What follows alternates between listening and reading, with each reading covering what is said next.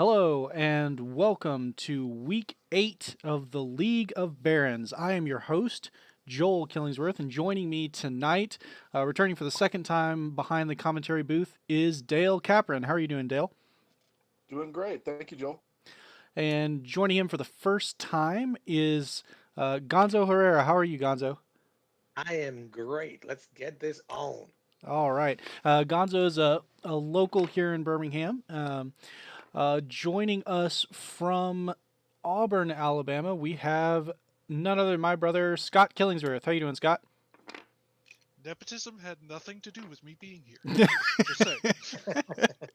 Nothing whatsoever. All right. So, uh, Gonzo, we've got Aaron and Steven playing tonight, and this is kind of an important match. Steven is second seed in their division, and Aaron is third seed. Currently, this is the eighth week out of nine to determine the winner for each division.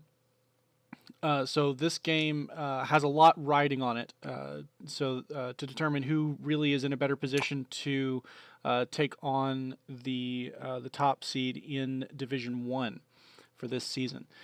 So Gonzo, why don't you go ahead and talk us through what Aaron has got in Let his me see. list. Let me zoom in into what he's got over here since I'm facing his side. And I'm new to the controller somewhat, not totally, but here we go. I see my favorite chassis on the board. There's an RZ2 right there. I see Greer. Is that right? Greer Sono with heroic uh, and optics, which is fairly standard. I see a generic Red Squadron expert over here with heroic and S foils. Again, fairly standard build. Uh, tanky can punch. Heroic makes it a little bit more predictable, perhaps survivable.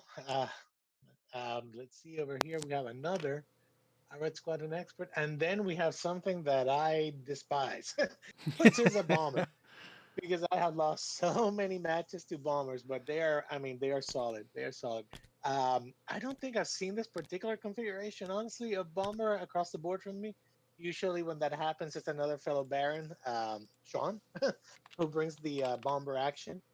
Um, and I have not seen this particular configuration, but I see proximity mines and intimidation. So I'm starting to get an idea of the approach that Aaron may be taking here. It's interesting. I'm very interested in how he puts these four pieces in play. It's a good bit of hole there. He's got Greer out there to flank, perhaps move quickly, perhaps bait. I don't know. I'm actually really looking forward to this. I want to see what he can do with this. Fantastic. Dale, can you walk us through what Stevens brought tonight? Sure. So we've got the super scary Imperial Aces over here. Whisper's got Juke, passive sensors, Fifth Brother, and Stealth Device. So lots of defensive dice. Obviously, the Force with Fifth Brother. Passive sensors gives the TIE Phantom a target lock action that it doesn't have normally. And Juke, um, if it's evading, if the Phantom's evading, uh, turns a defensive evade into focus really strong. Sunterfell, we all know and love, outmaneuver, targeting computer. So I assume targeting computer is there because of Colonel Jendon's ability, Mm-hmm. where it flips a charge, and the other ships can take a target lock all the way across the board. And then he put targeting computer on Jendon to make sure he gets the target lock as well. Very nice. So, what kind of we can see that Aaron's got his list kind of clumped up, not even quite in a corner, which is a little unusual, right? Like normally, if you see a clump, it's going to be in a corner. Um, and he's coming out slow with the X wings and barrel rolls to potentially block Page, just to keep the slow roll that much slower. Mm-hmm. I think the aces on Steven's side are going to have to be real careful because he's keeping those resistance ships together. It's a lot of firepower, but it's limiting his maneuverability at the same time. I think Aaron's probably counting on the field of of debris and obstacles to slow them down some. Now Steven knows how to play his list well from what I've seen. I'm used to seeing him play other things lately. I think I played him with Republic, uh, or him playing Republic quite a few times. But I know that he's been very interested lately in the Imperial. So I would not underestimate his ability to place people where he wants them and ships where he wants them. So this should be interesting. Should be very, very interesting. Is Steven going to try to take the Joel challenge and just fly every faction, or is he too much of a coward for that? You know, He may have run out I of don't know. time. Well, there can always be, League of Barons 2, the sequel or Yep, yep. something. You know, I mean, summer's coming, so there's plenty. There's gonna be plenty of downtime, hopefully for some, to play some X-wing. So So here we see Colonel Jendon ability at work with locks being acquired across the board. mhm. And Whisper gets to use the passive sensors action when it comes up, I assume, Yes, yeah. grab those locks. Jendon's ability lasts throughout the round. Mhm. Now here's something that might be interesting. I don't know Aaron's plan here or how aggressive he's gonna get with Greer over there to maybe try and give some jitters over to Sunter, perhaps. I don't know. Normally, I'd be like, that's not a match you want to see. But then again, with that rotating arc, and the ability of that A wing to go quick and perhaps jump and fire backwards, I don't know. It might be interesting. Let's see. Yeah, Greer's ability makes her a better ship to send after Soontir, but I do have concerns whether she can keep up with the Ace of Legend. Absolutely, and his ability to position afterwards, and you know, uh, interceptors. I know everybody always flies, Soonter, and then maybe 1 in 100 flies another interceptor, but it's a chassis that I've actually thought of playing around with. I like generics. That's no surprise to anyone who's played with me. I just don't feel like I'm ready for that. I don't know if the chassis itself is costed properly at this point in the game. Who knows? That might change. Mm. Uh, Depends if they want more interceptor play. We shall see. Well, the base interceptor has certainly gotten much cheaper since the points update in January, Mhm. and a 5 interceptor list, including Soontir, is certainly possible. Ah, might be something to try in the future for sure. So one thing that hasn't been mentioned yet is the fact that this is Paige Tycho piloting the Star Fortress, and I just wanted to take a minute and check out that pilot ability. Um, and it says Ooh, Mm. after you drop that's a a device, you may spend 1 charge to drop an additional device. As she has 1 charge recurring. So that basically means that once she lines up a mine mhm. onto an enemy, she can drop both mines on them immediately. So Right. that's So 2 automatic damage plus 4 dice, and they just take whatever they roll. So that plus the fact that she's got intimidation is going to be, I think, a big consideration for mhm, Steven as he tries to figure out a good way to approach here. mhm. Double I mean, tapping mines, man. Double tapping Yeah. mines. mines are bad news, and this is even worse news, basically with Paige. So yeah, definitely an interesting. I've had a couple close shaves with proximity mines. Yeah, in your streamed match earlier in the season, proximity Mhm, mines had the potential to play a large part mhm. on Boba. And they were unfortunately just a hair off. Yeah. Well, unfortunately, not for me. Here we go. Here we go. Interesting. Okay. All right.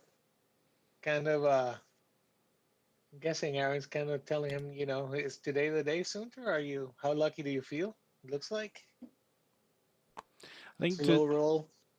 I think to Soontir's advantage, there's a trio of gas clouds in between his current position and the entirety of Aaron's list, which means that he really has Yep, a lot of options in finding safe spots for the next couple of turns. for sure, for sure. He can, and we know he can certainly change his position in a efficient and very quick way, moving last and so on. So should be interesting.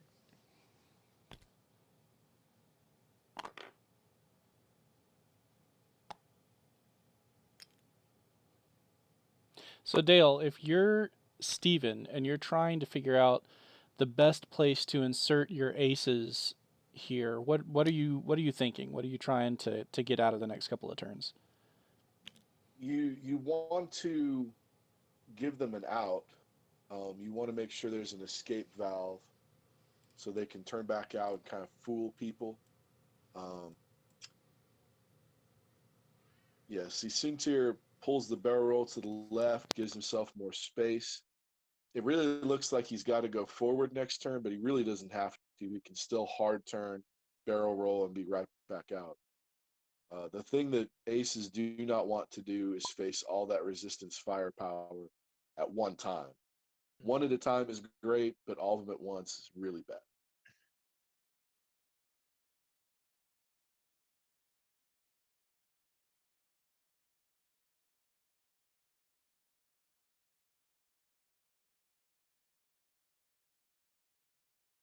Mm, With two aces on the shallow deal, let me ask you something. This is not a an archetype or a configuration that I've flied at all, really, honestly. I think I've maybe tried it once. Um, you only have three ships to deal damage. One of them being the shuttle that we know is kind of slow and so what is your mindset when you know that every shot you take has to count? I mean, do you chip away at somebody and go for the big points, or do you kind of methodically just try and get halves on the list? How would you approach a list like this one? I would say that your primary concern is you're constantly trading up, right? You're not going into the match, especially when you see a couple of T-70s and the hulking mass of that bomber with so much health. You're really not expecting to clear the whole list, and Right. so you're looking for engagements where you're not putting your own ships at risk, but you can still grab damage. And so it's kind of an incremental turn by turn thing. Right. This is not one of those where you might pick on with certain lists. You kind of pick that one ship that you know is the key, right? Or at Hmm. least for your win condition. You look at that and it's like, oh, okay, there's the points fortress, if you will, that I can put myself in a good exchange. I can end up with like points ahead, and still have enough firepower for the rest of the match. Hmm. Yeah, this aces list is really not one for making trades. The Right. only trade piece there really is the shuttle. Hmm. yeah, as long as it's done some damage and I'd say spent both its charges, you'd be okay with losing it. Well, really, see, so there's a trap with Jinden, and that is that when on the turn that you spend the charge, you're not allowed to take a lock at range 0 to 3 of you, and Yeah. so that second charge most games ends up going unused Okay. Hmm. because once Interesting. once you once you close distance, it would be a detriment to use it as opposed to an advantage. I never even noticed that before. Hmm. Having not flown him, now it makes me not want to fly him. Even though he is so good. To be fair, he's incredibly good. He's Oh an yeah, asset to every list. that Absolutely. that first round kind of target lock, particularly for two aces, I think is a excellent Hmm. starter. For sure, for sure.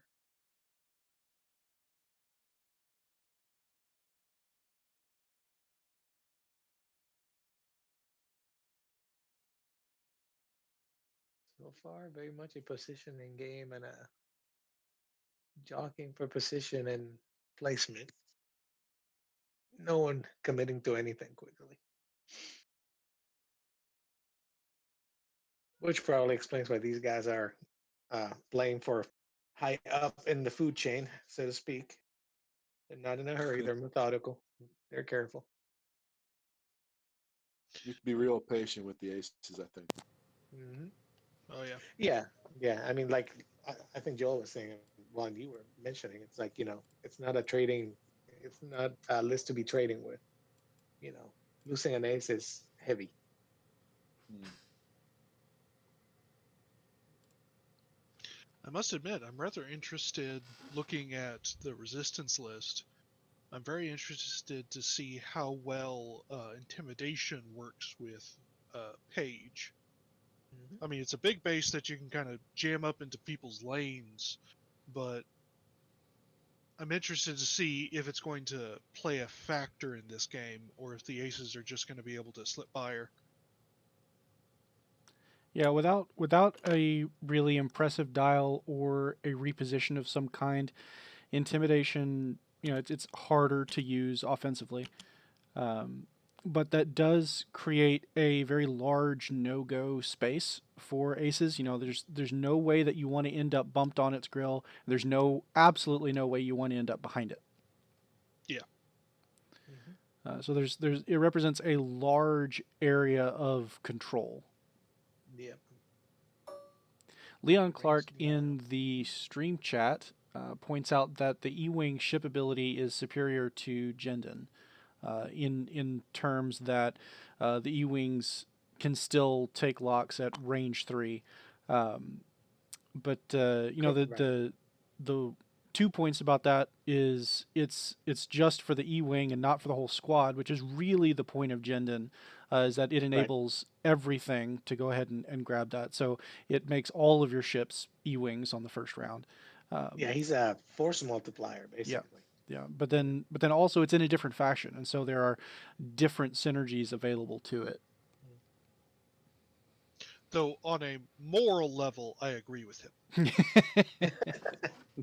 Hey, I'm one of those people that I've been trying to make E-wings great again. If ever, have they ever been? Well, I guess they were great at one point. Corin has been great. Yes. E-wings in general, I did have some fun with Gavin and a couple configurations with Rebels in 2.0. Mostly the brainchild of John. Um, he always brings the crazy Rebel list. And he showed me one that I literally titled. I think I titled his list something like "You Made Me Cry." It's literally what it's in my. That's literally the title of the list in my launch bay next. And it was a combination. It was Gavin. I believe it was Gavin. Gavin, is that his name? Gavin Darklighter. yeah. Uh, yeah, it was Gavin with Luke, and I forget who the third person was. But it was awful because it was just crit central. It was just crit city. It was, whew, it was Did painful. he use proton torpedoes with it for extra crits? Absolutely, yes, Yeah. yes, absolutely. No, I mean it was like a rain of crits. It was, I mean, the title says it all. Made me cry. Yep. Oh, so John is in the chat and he is soaking up your words. He knows. He knows. I could have salted many batches of French fries that night. That's for sure.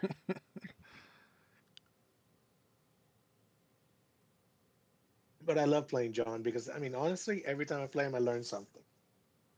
Usually something painful, but that's okay. Those are the lessons you remember.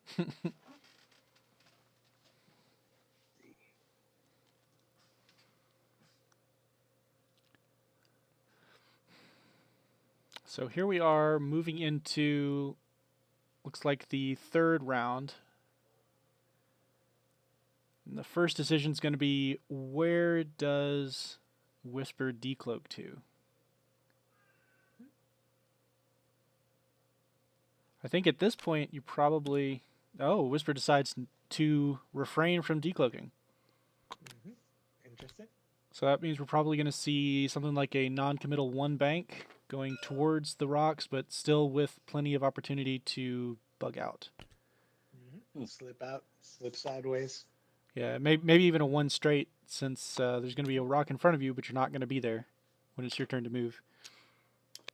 Hmm. And here's an assumption on my part, but I definitely have the probably the least tactical mind of the commentators here tonight. I'm like I get that whole like barbarian blood rage thing and then just charge in. So having said that, surely we're not gonna see like some shuttle on bomber action here, like straight up, are we? I mean, that would be fairly silly with intimidation and so forth, right? Surely that shuttle is gonna slightly turn in, I'm thinking. I think the shuttle wants to turn in, but it also doesn't want to Mhm. give up the flank necessarily. Um, Mhm. there's power to be had by being the last one to turn away from the edge. True. Covered two sides right completely. That Also works for with huh. also with the bomber, with what it has on it, it is Mhm. actually kind of a shame to send it after the shuttle, just Yeah. because Mhm. everything about it is anti-ace. Mhm. Yeah, so what do you guys think? Like, is this where like does the bomber kind of just jump in there like a giant battering ram and control against these aces? Is that what the play is? Force them into an area that then the T-70s and maybe Greer can like take pot shots at them better. I don't know. It's tough for I can't Aaron to tell. get a good approach here. I think because there is this large cluster of clouds that Soonterfell is perfectly happy to sit behind, and it looks like Whisper's kind of angling in that direction as well. Perhaps hoping for an overcommit from the X-Wings to decloak back out the other way and get him on the flank. Yep. But meanwhile, you've got this shuttle coming in on the flank, and it's free next turn to just bank right in, aiming for that gap between the rock and the cloud, and Absolutely. be more or less unopposed as it comes in and starts to deal initial damage. And you were talking about like the advantage of hanging back there and not giving up the rear, and in his case, I guess his right side. But even if he banks in now, that bomber's far enough ahead that I could see that. There we go. Checking, checking all kinds of things. One thing I've always loved about the bomber is its front arc and then the bow tie mobile arc, Hmm. giving it a very impressive kind of reach and area of fire. I keep trying to turn it into this dreadnought gunboat, but yeah, it hasn't worked yet. Vinny, do Vinny. I have tried Vinny, and probably will again, but uh, kind of going back to the question of uh, does the bomber run in and try to jam up the works? That's exactly what I would do, and I think that's why I keep losing my bombers. Yeah, yeah. Well, you Perhaps feel you like you got share to make some use out of those points, like Yeah. get something out of it for sure. It's other than interesting. just like 12 full or Yeah, 12 health. Page in this list, since he's running a really light, only the two upgrades. Page is only 69 points. Hmm. That's not too bad. So for 12 total health, that's pretty decent. Yeah, It's pretty reasonable. yeah. Definitely. Maybe it is the battering ram approach here. Putting all that health in front for very few points, kind of hoping to shake those aces a little bit or make them misstep, perhaps. I don't know. Let's see. It's again not a chassis or ship that I'm very familiar with. Another, I guess, wrinkle in that is that Paige is coming in at initiative 5, right? And so Right. she's moving after the X Wings, which are currently in front of her. So that's good for movement order issues. But it also means that she's not really in a position to try to ram up anywhere particular because the X Wings are just going to be there first. Yep. but also on the timing side of things, there's not really an obvious place to put her yet for that functionality because there's just too many options available to the Imperial Aces to just not be there. Yeah, versus another list that's not an AC list, that might be like I wonder how she would fare with like lists that are heavy on say I4 ships. Maybe Mm-hmm. that could be interesting. Now, something you said, Joel, made me think that's actually her being behind the X-wings has the added advantage of she makes just flipping around behind the X-wings less of an option Mm-hmm. because then you run the risk of ramming into her and getting intimidation uh, uh, procced off, or Hmm. even worse, getting all the way behind her and getting mines. Right. That's a very good point. That she can act like yeah, almost like a K10 or a Talon roll insurance, if you will. Yeah. Yeah.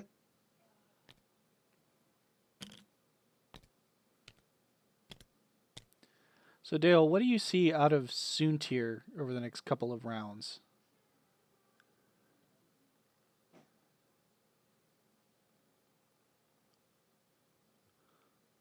Hearing nothing from Dale, I'll punt this question to Scott. Scott, what do you see out of Soontir for the next couple of rounds? He may. I'm not entirely sure. Part of me thinks there's room for him to turn back towards Aaron's edge of the board, but I'm afraid that's too close. He's going to clip that cloud. And so I feel like he has committed to turning back towards his own board edge. Yeah, I don't think he can fit a one hard there, can he? No, not really. At least not from the angle I'm looking at. I could be wrong. No, I And don't. I then don't see a one hard left working. Yeah, if it's and not. then uh the interceptor dial is just too fast for like, just doing a one bank and like barrel rolling away or anything like that. Hmm. Yeah, the I think it is a little unfortunate for him how close he is to that cloud. I think he'd really like to dangle Soontir in this same position with like a one hard barrel roll for another turn, possibly two. But the one hard away just isn't very advantageous because then Yeah. he just ends up getting chased by Greer, which it's not too threatening, but it's also not something you want to give up for free. Yeah. Greer could definitely like harass Sunter enough though, Hmm. depending on which side. If he turns to his right, back towards his own side of the board, Greer's got the big three hard. Depending on I don't know how reckless or aggressive you want to play her. I mean, you could do a two bank there and be annoying, threatening enough to make Sunter turn, uh, especially since those two T70s are there. I mean, they're slowly coming up the board. They don't have to go fast, you know, and they can cover a lot of area with those forward firing arcs next to each other like that. Now, As sure, some Oh, yeah. sorry, you go ahead. No, no, go ahead. I was gonna say, like, now, sure, of course, if he's behind a cloud, like we know, four dice plus obstacles, all that, depending on range, and uh, not a terrible place to be. But I will tell you though, that green dice are the most evil thing in this game.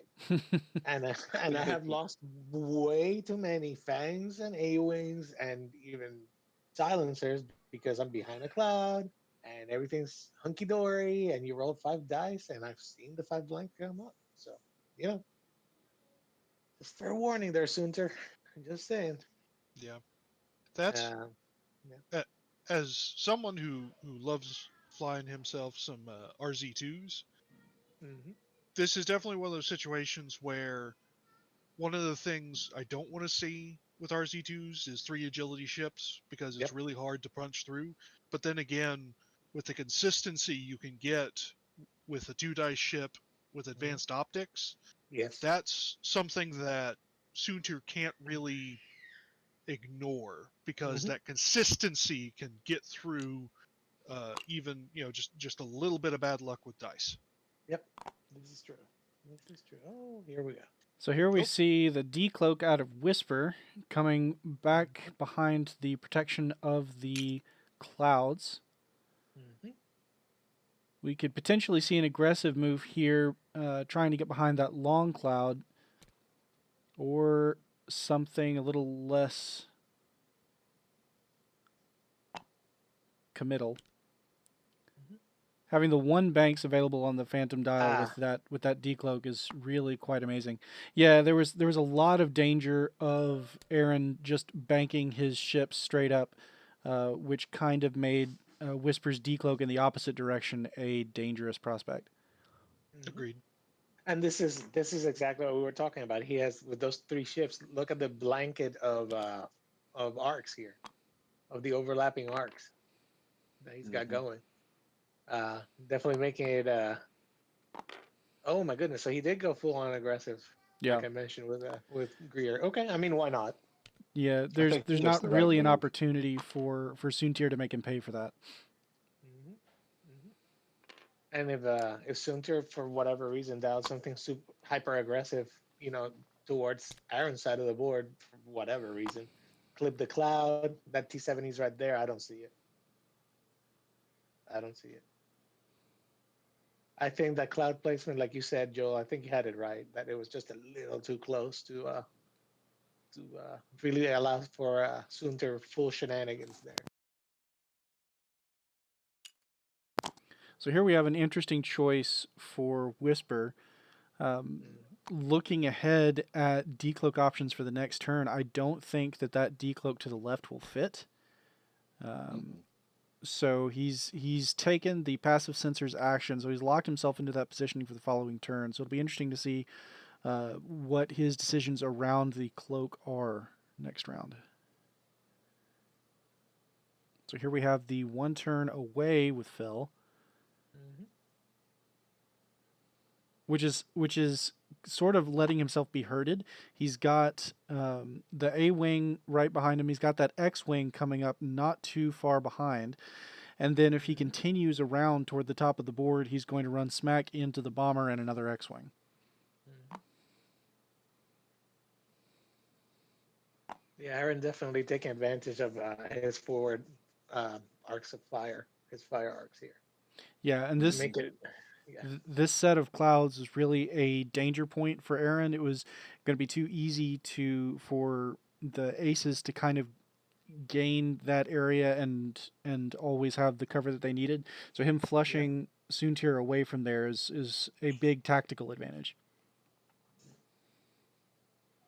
yeah. You don't want to catch Sunter out, you know, with no protection and with overlapping arcs of fire, where everyone, you know, somebody's always gonna have a shot at him, like constantly. That'll eventually, like I think Scott was saying, like somebody's gonna punch through. Yeah. Something's gonna come through.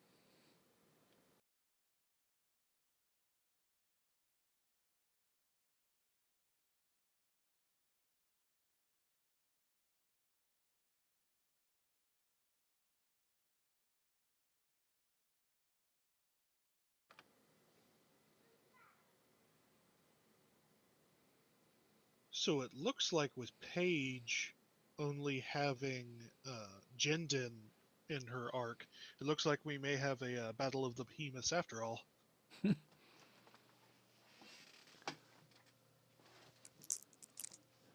I mean, at some point, Agenda's gonna earn that paycheck, right? I mean, Yep. I 3v1. wonder which ship has the edge there. Jendon versus Page.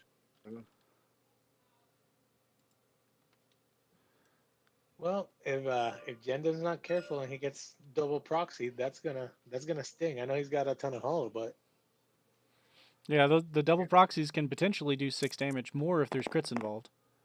Mhm. So 3 dice from Page into Jendon, spending the focus for 2 hits and a crit.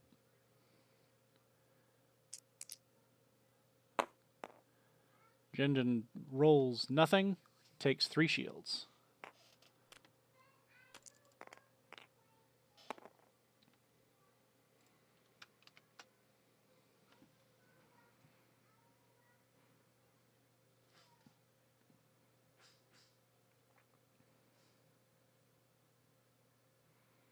So next up to fire will be Whisper. Has the lock action available from advanced or passive sensors. Taking the calculate option. Yep. So it takes the calculate instead from has the pre-existing lock on page, I believe.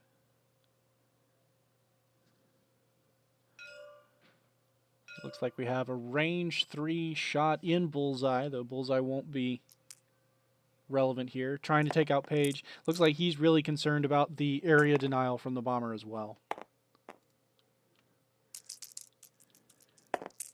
Plus, with both Whisper and Jendon right there pointing at Page, it's a perfect time to just try to go ahead and get some easy damage in.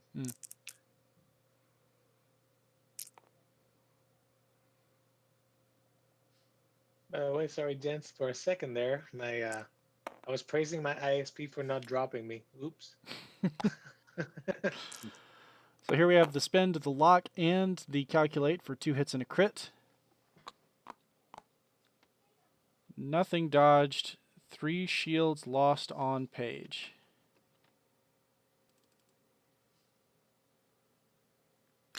Successful shot from Whisper, so a second evade token added. So that one shot from the one unobstructed shot from the X-wing that Whisper's going to take is fairly safe.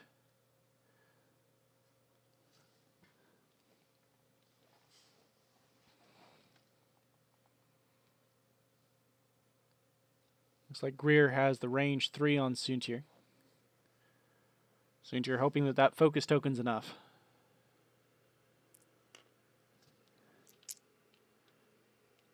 All depends on those evil green dice.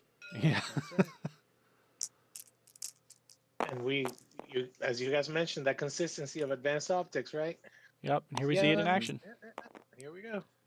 There it is. 2 hits.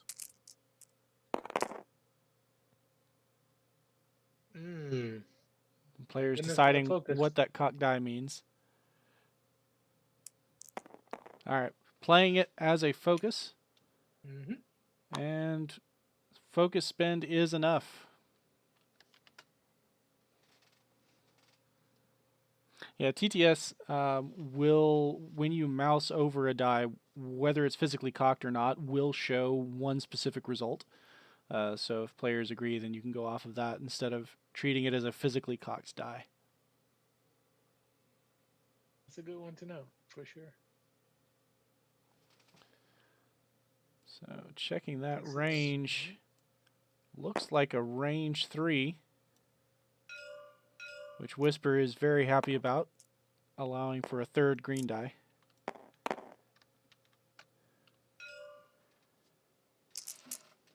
Two hits out of the X-Wing. Only rolls a single evade, but has plenty of evade tokens. Rolling 4 green dice. Looks like there was... stealth device on Whisper. That's what I was missing. Whisper's going to keep the stealth device. No damage. Going to keep the stealth device. Going to keep one of her evades to recloak. She's very happy with all this. Assuming, of course... shot will be obstructed. Yeah. Range 3 obstructed this time.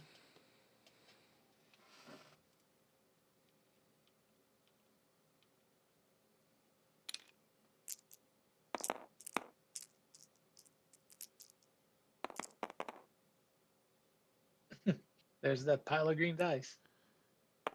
X-Wing's done all it can, right? 3 hits. That's right. If he spins the focus. Like he's trying to decide whether or not he wants to keep the X-Wing's focus for defense against the shuttle's attack. I think the shuttle's probably going into the bomber, though.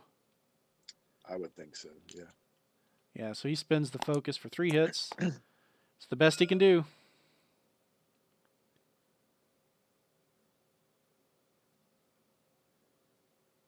So this is where normally I would do a friendly poke at my friend Steven and say, you got 5 dice, but it's Steven rolling.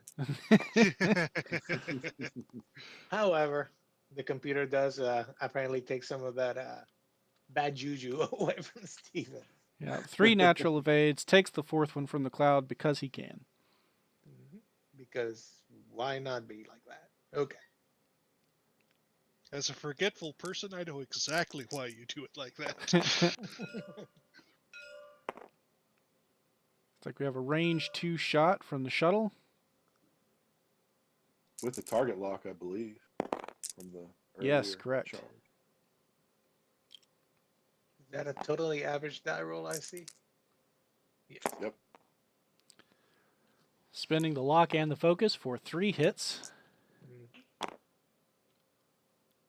Blocked 1, so 2 damage to the hull on page. Not quite half damage.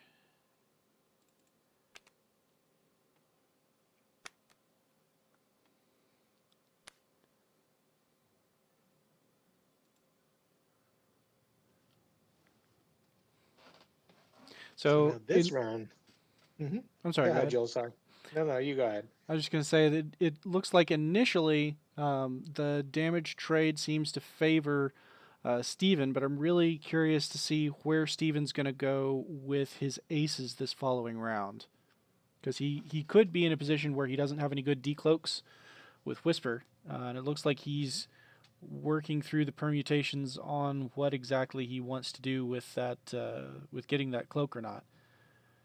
And then Soontir is in a position of being chased, so he's got some difficult decisions. Yeah, the follow up here is gonna be this is gonna be tough, I think, on Steven's side. After all, Aaron's got like plenty of hull and plenty of slow rolling ships that he can just inexorably like creep forward, right? Continuing to blanket everything with like you go there, I'll shoot you. So I don't know. I don't know this. I mean, it's early on in the game though. Things can change. Steven could certainly decide to cloak and then not decloak and just kind of slip past these guys. Mm-hmm. I think that's an option. Oh, there we go. So we have Aaron kindly reminding his opponent about the evade token still sitting there, and we do have the cloak coming in from Whisper. So this would be a good time to kind of zoom in here, take a look. Looks like Whisper could potentially decloak past the rock, but it would be very tight, and may leave Whisper facing the rock a little bit. Going back toward the cloud, I think is not an option. I think it'd leave about a quarter base hanging onto the cloud.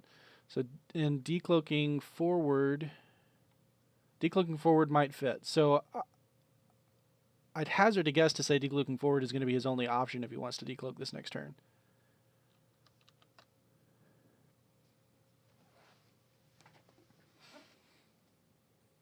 Then again, I would imagine making a run for it while under cloak might be desirable with so many guns pointing at you in this situation. Well, it's definitely going to be the safest thing to do. He'll have probably have the opportunity to pick up an evade token just for the evade action, and he's got the force, and he'll have 5 green dice, 4 from the cloak, and then an additional one from stealth device. My big question is which, if not both, of the big bases are stopping this turn?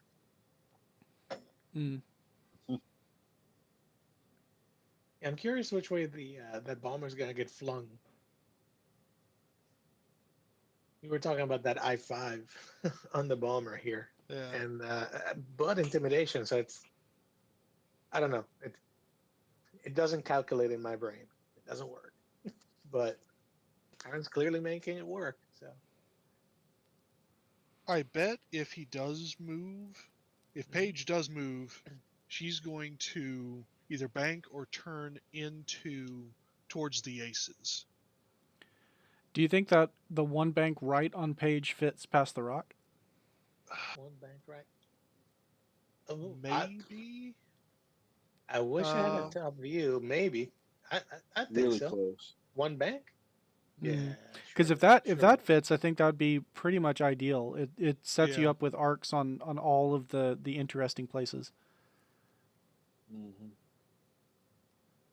Then you close off avenues of where Whisper can escape, and if you so choose, next turn fling a mine or two at Jinden. Mm. Agenda coming in. Yeah, Yeah. Hmm. Now, just make sure to get the T70 out of the way, which shouldn't be hard. It moves first. So Yeah.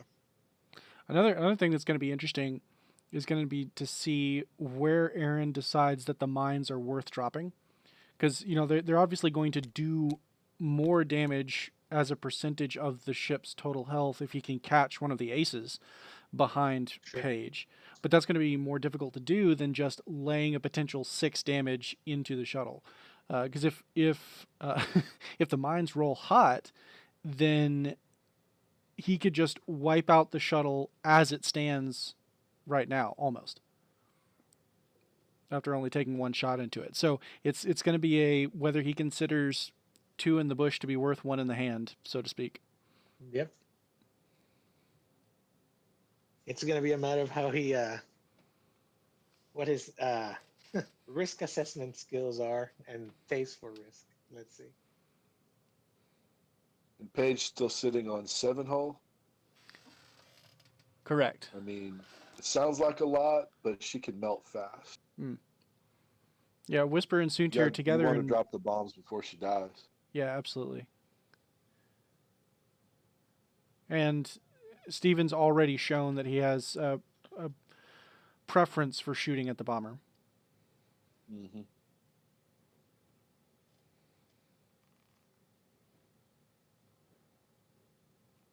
So, for that matter, we could just see the bomber take a 2 hard to the right here, and then the following turn just lay both mines right in front of where the shuttle has to go, just to guarantee the shot. Hmm. Are you The two thinking? hard turn was my first thought for Yeah. the bomber. What about that T70 that's right next to the bomber? Are you thinking like a straight fast move to try and catch Sunter off sides since Sunter has to get away from Greer? I mean, is that the move, It it or de- do you see? Mhm. it depends on which ace Aaron thinks he can catch, because you've got the opportunity here for some really interesting play against Whisper, because you could do a 3 hard with the red T70, you could do a 1 bank up with the yellow, Yep. and then you could do something like a 2 bank into a focus boost with Greer, and Hmm. you've got a lot of arcs on Whisper if that red X-wing picks up a block. Right. Which it Or could. It's but if he plenty does that, netted. he pretty much gives up on the net to that he's currently hurting Soontir with. Right. It's almost like he has to pick his ace, like you said. Go Hmm. full on. It's not a there's no easy fallback once you commit to that. Yeah. You need all those arcs to try to take one of them. Not even take it down, just hurt it. Mm-hmm. Yep.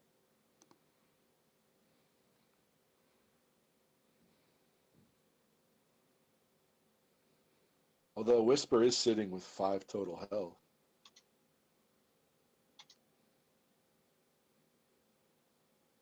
That 5 total health always dangled in front of you, It behind is. that, it's only five, same as Sunter, it's a low health ship, Yeah. but that potential for defensive mods and capabilities and green dice Yeah. it's funny. It's funny how you see it from one side of the table versus the other one. If you're the one flying, then it's like, oh, they're fragile, be careful. And if you're on the Hmm. other side, it's like, oh my gosh, I just cannot touch these guys. I can't, Yeah, you know, can't even scratch their paint. I've been flying Echo for a while. Mhm, When I would fly a Phantom, and so mhm. in this position, Echo has a ton of options to decloak wise. but Whisper really doesn't. So it's really quite interesting to see the difference.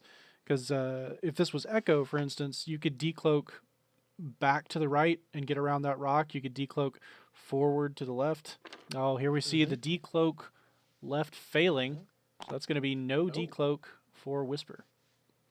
Mm, Hmm. that might sting. Let's see what decisions Aaron made, like which way he went. Oof. Yeah, with him decloaking in that direction, it might have been a fast straight to just try to clear the net. Here we have a 2 bank out of the yellow X-wing and a fast straight out of the red, so it's definitely committing to Going that for net Scooter. Yep. to try to catch Soontir in. Yep.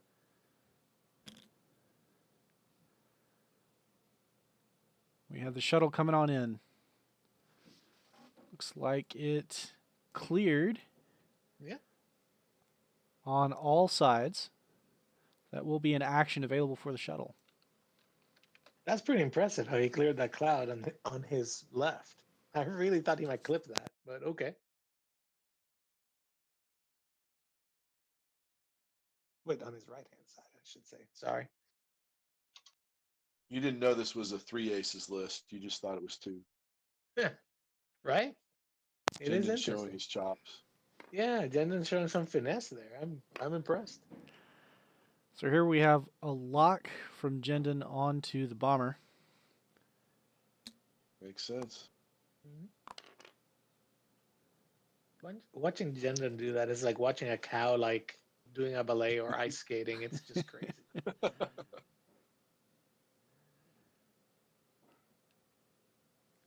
3 bank out of It's the like the A-wing. Looks like he's deliberating on where he wants the boost to put that arc.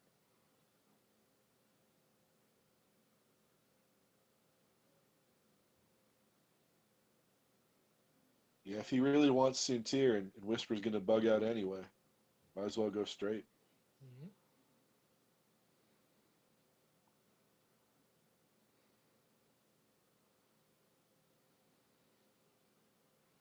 You know, I almost You know what? wonder with the. I'm sorry. Go ahead. No, I'm watching Soontir's position and like what as this develops, I can't help but wonder what Steven dialed in there. I'm very curious. Because you got to win the game. You know, at some point you have to stop being chased, right? You have to start, firing and getting points, hopefully. But I don't know that like, even if he fled, I don't think he could get out of anyone's arc that quickly. It was I don't know. I don't know. I just don't see him. And at the same time, I just don't see him turning in hard and aggressively either, because that would Hmm. be.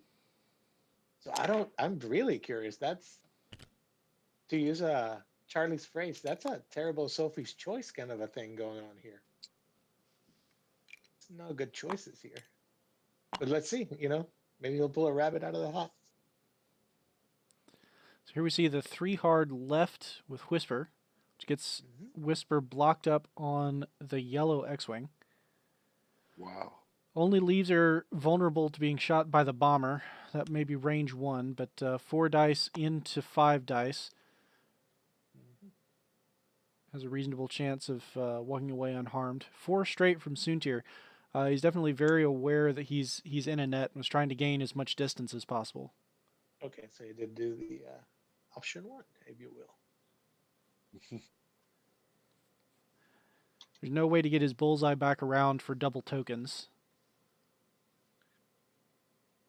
So he's got to decide how best to turtle up in this situation. Not sure there's any way to avoid being in 2 arcs. Maybe a barrel roll toward the board edge gets you out of the bomber's arc, but that leaves you in a really bad position next turn for your maneuvering.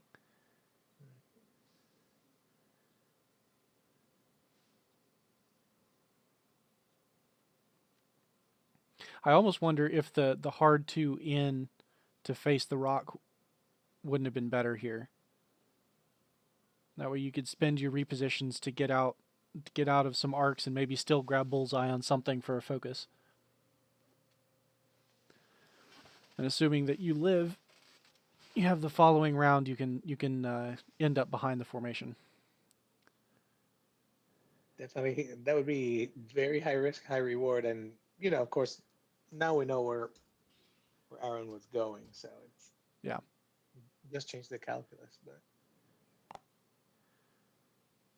So here we have a focus, absolute must defensive token, mhm. and probably a boost forward. Assuming you survive, that's going to be the best position to continue running.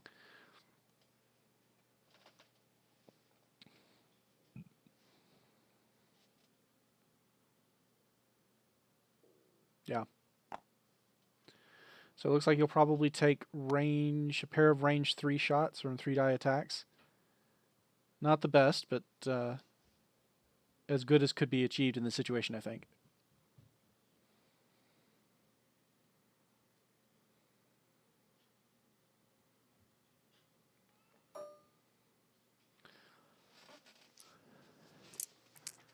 I gotta give Aaron some props on being methodical and the slow roll, Mm. making that work effectively. That he didn't at any, he didn't jump early. He didn't like get too aggressive. Uh, it seemed very well thought out, given the cluster of clouds on the ace list that he's facing. Yeah, absolutely. It's definitely I agree. It looked like he took his formation, starting formation, just pushed him up the board. You mhm. know, kept him close. So here we have the range 1 shot from Page into Whisper. Spins the focus for 3 hits. Whisper rolling 5 dice and Oh, is perfectly safe. Wow. doesn't even care. Yeah. I really thought it might get one hit through. Mm. Yeah, not being Well, able to got take that that stealth evade device. token was a little rough. Yeah. But he does have stealth device still active, correct? Correct. He has Okay, not so taken damage yet. Ooh. Very Greer close. ooh, just catches Soontir at range 3.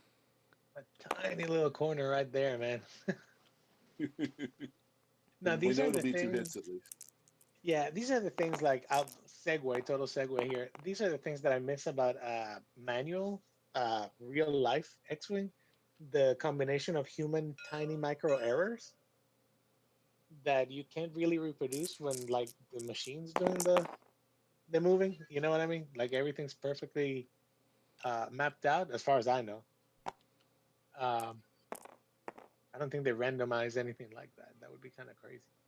Yeah, Uh, I think you're right. But those little wiggle rooms with the nubs and things that as you're physically moving things around. It all changes just slightly, little by little. Right, exactly, and they add up, right? So over time, you do have Hmm. some tiny little variance, and in a case like this one where that corner got clipped, you can't help but wonder, would that have made a difference? Probably not, but Greer getting a hit and a crit, causing Soontir to spend a focus in order to avoid it. Followed up with a range 3 shot by the red X-Wing. Again, hit and a crit. Nattied out. Looks like wow. Soontir gets to walk away with all of his hull. Mhm. Pretty lucky break there for Steven. Absolutely. And a frustrating moment for Aaron, but with the patience that he's shown so far, should be able to continue with his net building strategy for another turn or two and continue to work on the odds. Ooh, Oof. Range 1 out That, of the shuttle into the bomber, spending the that's lock in the hopes of a 4th hit. oh my goodness. Oh my Ooh, goodness. Ooh, ouch. 2 hits, That's 2 gonna hurt. crits. 1 blocked hit and 2 crits going into the bomber. Ouch. Yeah, that's gonna hurt. Let's see. Let's all of a sudden, what kind of crits Loose becomes really stabilizer important. Ah, loose stabilizer. I laugh at the loose stabilizer. and Let's see. disabled power regulator. That could have been a lot worse. So the bomber is sitting on 4 hull, may not have another opportunity to ever catch anything with the mines at this rate. So we're almost certainly seeing a double mine drop into Jindin during the system phase of next round. What's that quote? Like, from hell's heart I stab at thee, Jendon. I think it's gonna be something like that with that double mine. So Jindin currently has 7 health. So with some lucky rolls, including some lucky crits, the double mine drop could just outright kill Jindin. Do you think Paige just ignores the loose stabilizer and takes the damage? Because the straight move is going to really stink for that bomber. Yeah, I think she has to. The only way out I see is if the yellow X-wing takes maybe a too hard in to block. Oh, But even then, you still have to deal with it next turn because you don't get an action to turn it off. right. And I think a too hard left from the bomber kind of keeps it chasing Soontir a little bit with that net that Aaron's going for. Mm-hmm. And something that's going to help him with the net this round is the fact that those T70s have boost. You know, he's been going nice and slow with the T70s to try to maintain, you know, a lot of arc options, but that yellow T70 is kind of fallen behind where the net needs to be. But this round, it's going to be able to go fast, straight, and boost to continue to contribute to the net. Mm-hmm.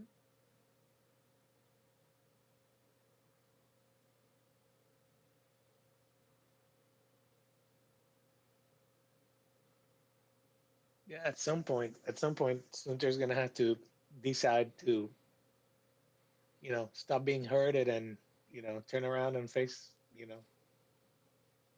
the sheepdogs, I guess, at some point.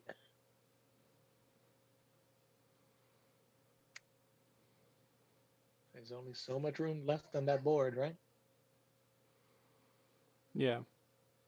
It's there's no way he can outpace Greer. Greer can keep up with him easily. The T70s can keep up with him for a while because they have boost. So it even with him kind of being at the edge of the net at this point, Aaron has enough options to continue to close the net down that I just don't see a way for him to get away. So he doesn't really want to dive in until he can get rid of that bomber. But seeing as he fires at 6 and the bomber's at 5, the bomber only has the bomber has 4 hull remaining. So a dive in at this point probably is still inadvisable.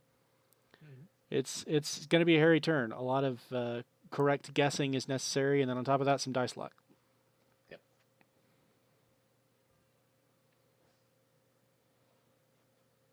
Yeah, to me, any turn where I see like, oh shoot, I'm gonna need a variance to get me through this is not a happy turn. No, absolutely not. It's not a happy turn.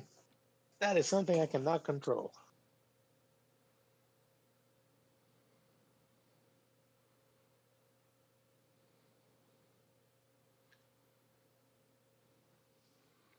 So looking at Whisper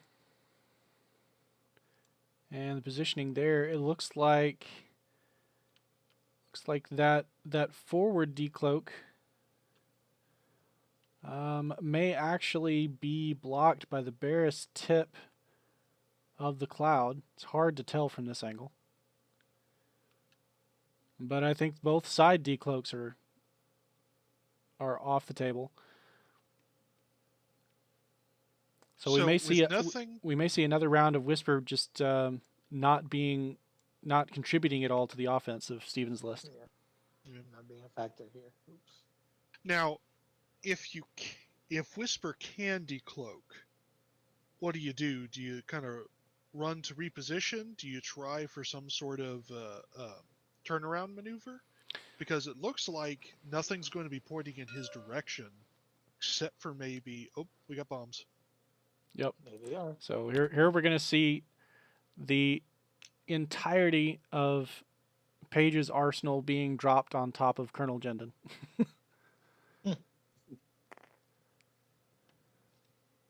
So there's the 1 automatic damage. Steven rolls 2 dice. Takes nothing. Mm. Page's ability activates, dropping the second mine in exactly the same spot.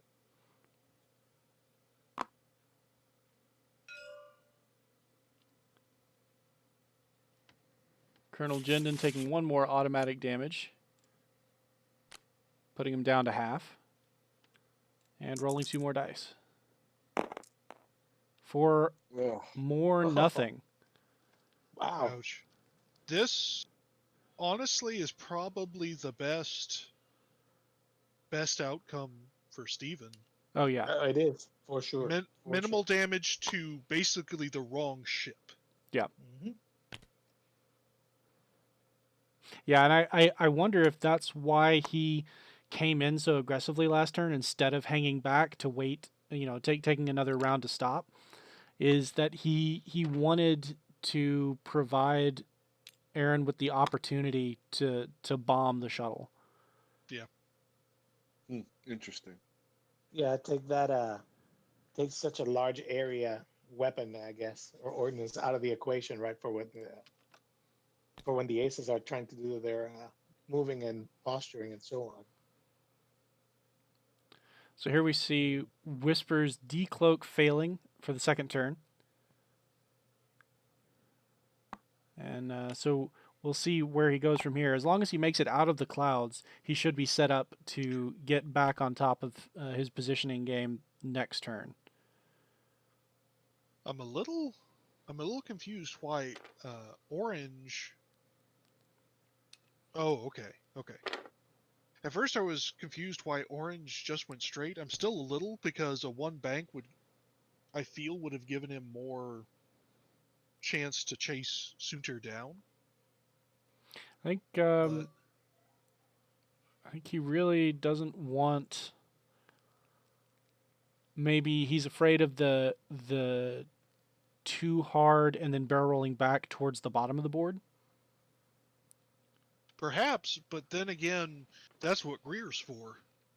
She's coming up the side No. to kind of dog Sunter.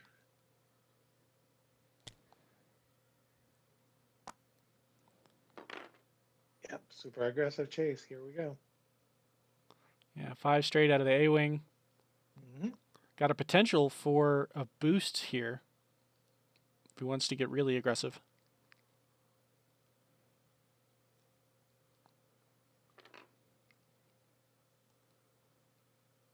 Yeah, focus with a bank boost. Potential Cover the block, big space. even if Steven decided to turn in.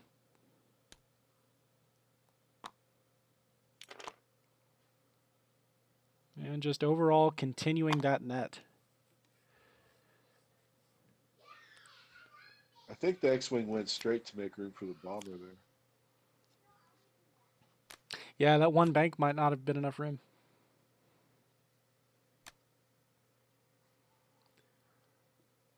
Bomber taking 1 Sunter additional probably get damage. out of the X-wing. I'm sorry, say what? Oh, I said Sunter's going to get out of the X-wing's arc, though, is the problem.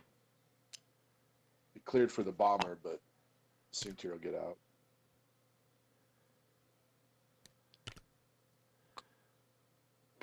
So here we have the K turn from Whisper. But Whisper is still cloaked, so there's not going to be any opportunity to fire.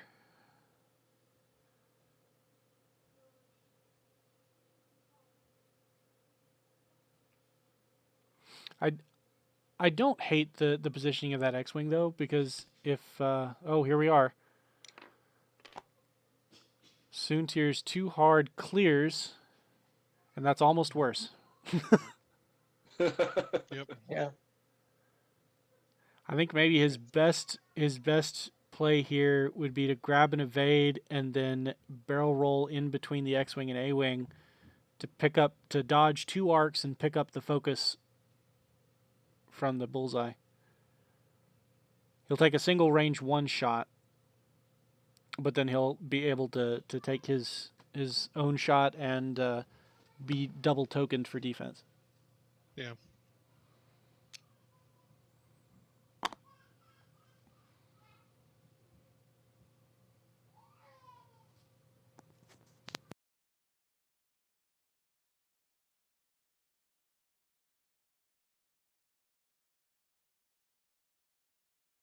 I can actually almost mentally picture Steven's expression as he stares intently at this board right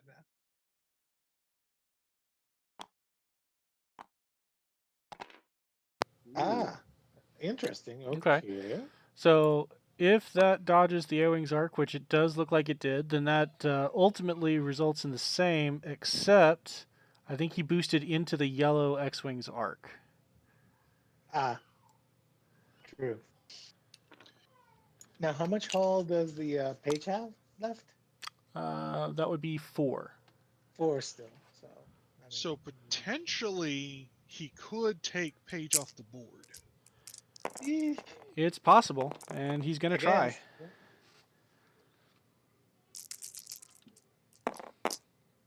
That is a good start. Yeah, it sure is. Let's see. But in the absence of a lock, which I don't see a lock there, I would be really hesitant to spend that focus.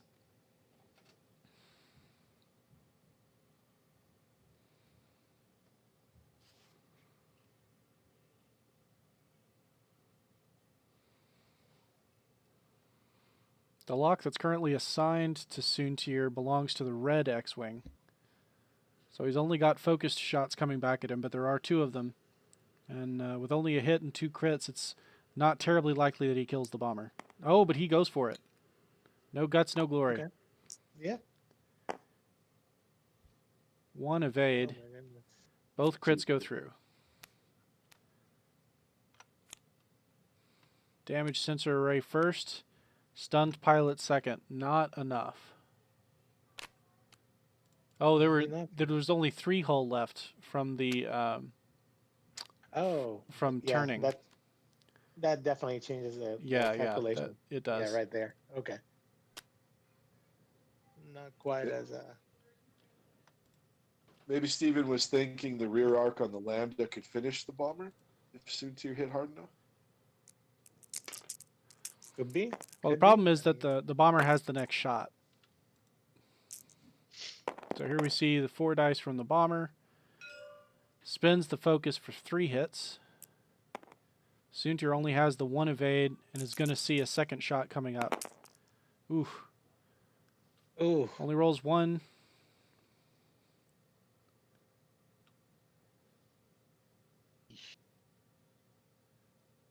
Spends the I have evade for been. 2. Uh-huh. Takes 1 damage. I have been in this position with flimsy 3 die ships so many times. It's so heartbreaking every time. There is no feeling like seeing those blank green dice come up. Like, oh my, oh well.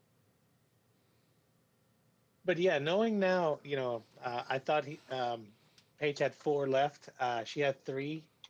Knowing that, definitely his calculation makes sense. He really had a good chance to pull that off. So here we have the range 2 shot.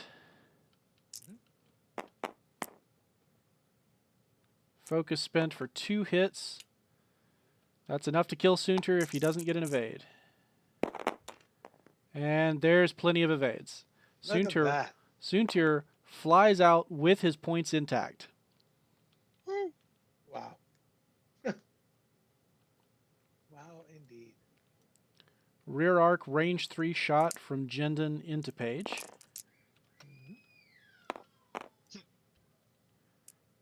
A So bomber's strange never to see. seen so much dice.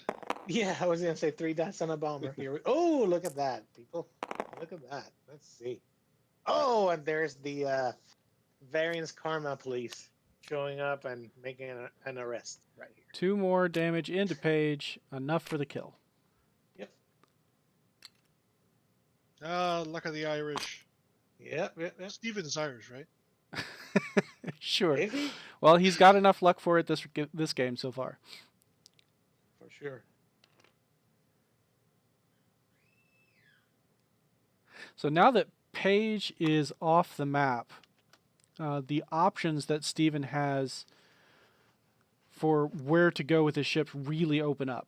He doesn't have to worry about that huge chunk of area that the bomber takes up. And he's only given up 1 damage on Soontir. He has not been hurt at all with Whisper. Even his shuttle has a decent amount of health left.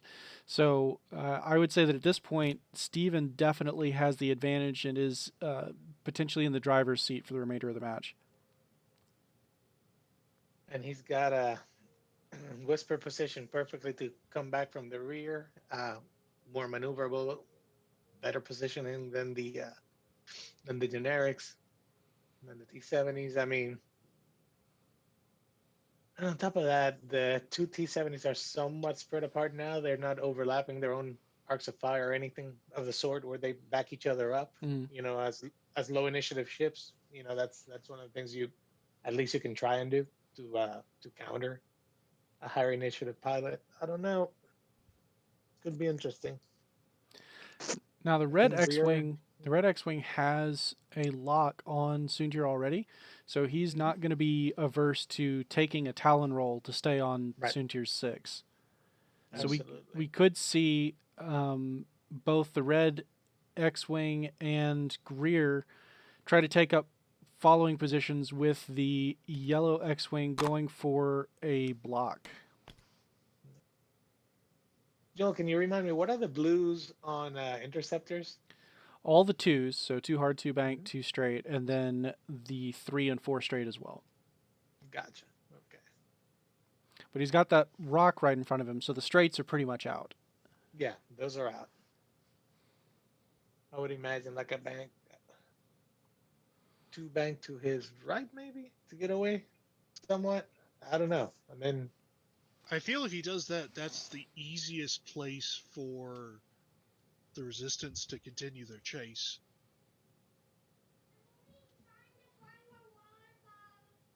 would you go? Would you want to risk like a head to head with that X-wing or something? Or I mean, that scares me. No, I don't know. I agree, but it's but Then again, you got to the flip whisper. side, yeah, You got to whisper behind. You're right. you have You're right. Whisper Okay. behind. You Hmm. can one bank with the shuttle to get Hmm. a rear arc shot on the T70. Yeah, It's you could whittle it down. That's true. This is then true. again the idea of specifically baiting everyone with Soontir, just being like, okay, follow the leader, and Hmm. have Jindin and Whisper kind of come up behind and clean house is also not a bad idea. well, Jindin isn't in a position to come up behind anything for another few turns. That's Yeah, true. um, and Um, it is called the space cow for a reason. and So there we go. if Whisper was not stressed, Whisper would be in a decent position. But because of that stress, Whisper has to go a little bit faster in order to clear it. She's got the same Yeah. blues as a just a stock Tie fighter with the 2 banks, 2 straight, 3 straight. Um, so even a decloak away with a 2 bank back in, assuming that clears the cloud at the bottom of the board, um, you could have some decent positioning there, but you don't end up with the evade token from the decloak because it's an action you're currently stressed, and so you don't have as good a damage output this round. But I think really this cluster of 3 clouds has worked out as poorly as it could possibly have done for Steven, because Mhm. it was ideal cover for Soontir, but Soontir was flushed from it quickly, and then it just kept it's kept Whisper cloaked for the last 3 or 4 turns. Yeah, it's funny. One would think that the cloud cover would have been absolutely advantageous, right? But Mm. it allowed Aaron to like plug the channels nicely. Slowly, surely, since he has the slower moving ships, or he can decide for them to be slower moving. Yeah, yeah, he it felt like this rolling wave of just slowly creeping ships going like you can't go there as they move forward slowly. And it seems to have worked.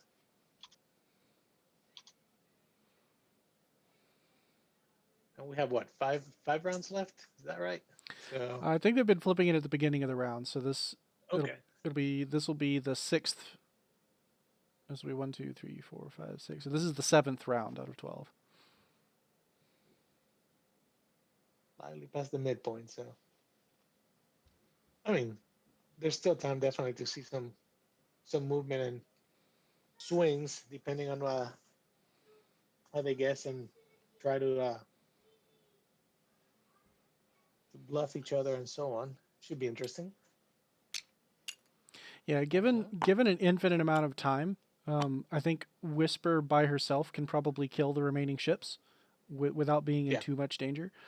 So it's going to be a matter of how many more points Aaron can get before Whisper does that Hmm. before time runs out, right? Right. Right. So, you've got currently the point distribution is Steven has 69 because he killed all of Paige, and Aaron has 26, which is coming from half of the shuttle. So even if he takes the remainder of the shuttle and kills Soontir, say he catches Soontir this turn and then goes and cleans up the shuttle in the next couple of rounds after that, that's still only 113 points. So he can't really afford to lose anything else. Hmm. While, for example, Steven could potentially focus on, say, one of the T-70s, Yeah. slower lumbering target compared to Greer, and just, start whittling that down. Yeah, one of the T-70s gets Steven up to 114 points, so that would be enough to win. If he Yep. takes Greer, that would not be enough to win, assuming that Aaron finishes Jindin and kills Soontir. Everybody's all in here. So we see the yellow X-Wing going in for the block after Whisper has decloaked forward. Looks like we might see an aggressive one hard out of Whisper here just to be in a position to start firing. She's sick of being invisible. She wants to shoot. Yep. There's that Talon row we expected. Yeah. And he's got the lock on Soontir, so that's as much modification as he's used to getting. Hmm.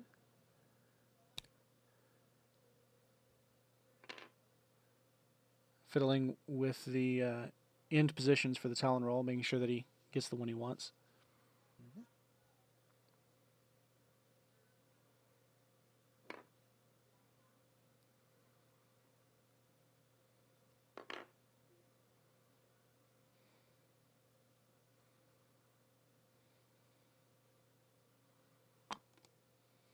There's the stress. Okay. Now, which way did Steven? I'm very curious to see where Steven goes. Let's see. Steven sees that Jindin at this point is just something to keep away Something from to his keep opponent's off the guns. board. Yeah. Yeah, keep away from the edge of the board. Oh boy. Keep those points away. Here we have Greer in a chasing position.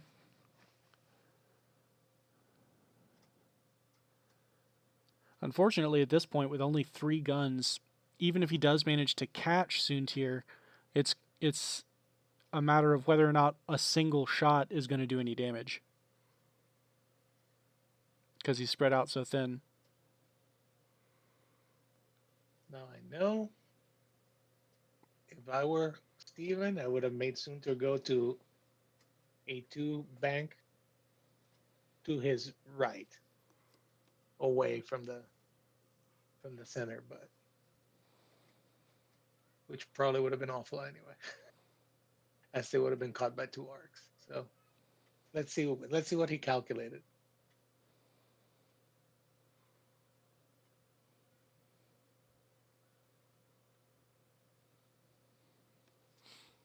I can't see from the camera angle I have, but I'm wondering, would a 3 bank in towards the rocks would that allow Sunter to hopscotch over the T70, or would it be blocked? I It can't tell it from this angle. yeah, it might clear, but he'd still be stressed. He would be stressed. Yeah. That's true. Um, Greer going with a arc rotate, focus, and boosting away toward the board edge, trying to get as many arcs on where he thinks Soontir is going to be as possible. yeah.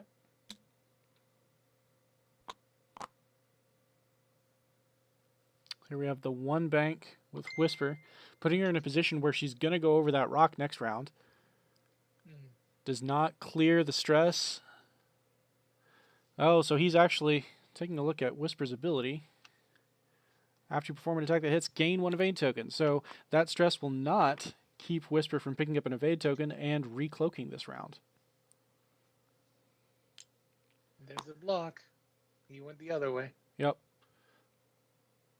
So good guess on Aaron's part, especially with that boost from Greer, allowing him to get 2 shots on Soontir this round.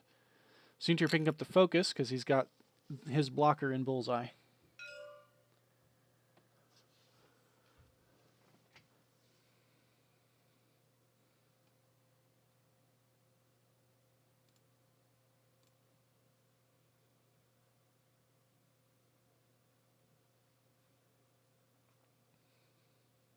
So I'm guessing no shot from Soontir. We're gonna go into Whisper, I guess. Yeah, Whisper will have a range 1 available. Now that T70 is full up, right? It's Yeah. undamaged. Yeah. Okay. All right.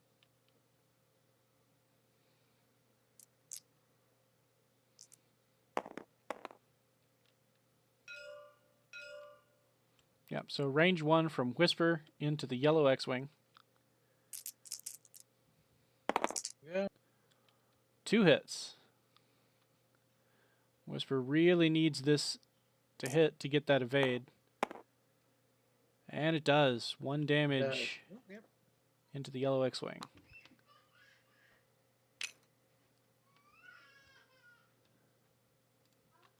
It's definitely a unclinched kind of shot. Yeah. Yeah. Now with 4 dice into 2, and you have a force, you kind of expect damage, but it was a tight thing there. Ooh. Range 2. With what is almost guaranteed to be 2 hits. Pretty much.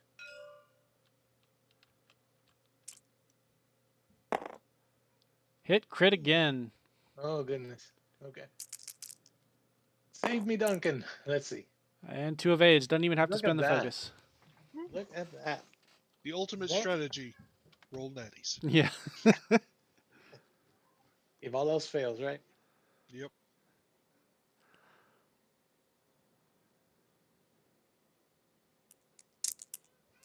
Do you guys feel? I don't feel like variance has been a humongous factor in this match overall. Ooh, I feel like we've seen some pretty lucky rolls for Steven. You know, he took none of the random damage from those mines. Oh, that's Oh. true.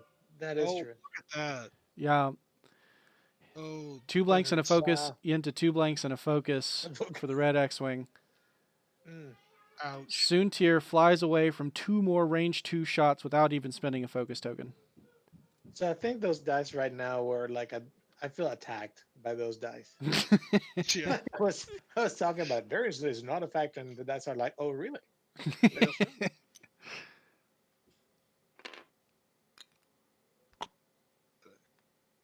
We got a cloaking boy. Yeah. Yeah, so at this point, Whisper finally gets to enter the game. Can easily decloak to the right or even to the left and has a 2 bank available.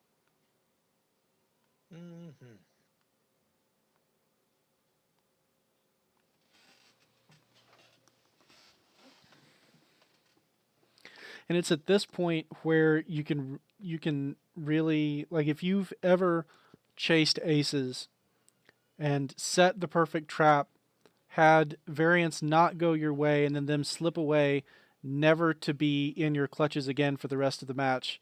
This is that point. It's going to take some really fancy flying on Aaron's part to make up for the fact that Steven's greens have simply refused to betray him. Yep. And with only 5 turns left, there may not be the time to set that kind of trap up again. Yeah.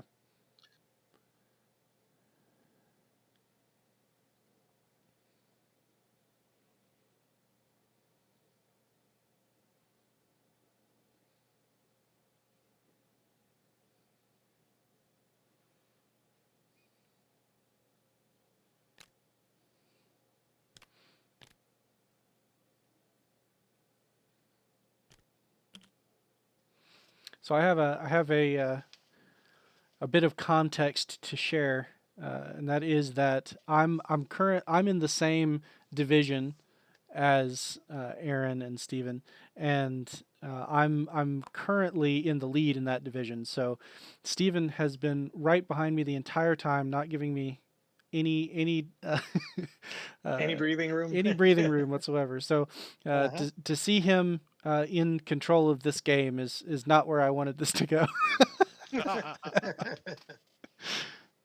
Maybe he's figured out a way to I don't know, to voodoo the computer dice. Finally, maybe all those years of like terrible luck at Yeah, the we table have finally, like, we have calls Is he of hacker in the chat.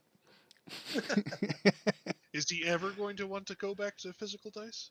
he I don't might know. not. Like I don't have access to the audio of the two players uh, from this game, but I can only imagine that the entire time he's just been saying, "Oh, and here it is, and I'm gonna lose. Oh, and here it is, and I'm gonna lose." And his Yeah, greens are just like, "No, Yeah. no, no, no, no. We got you. It's okay."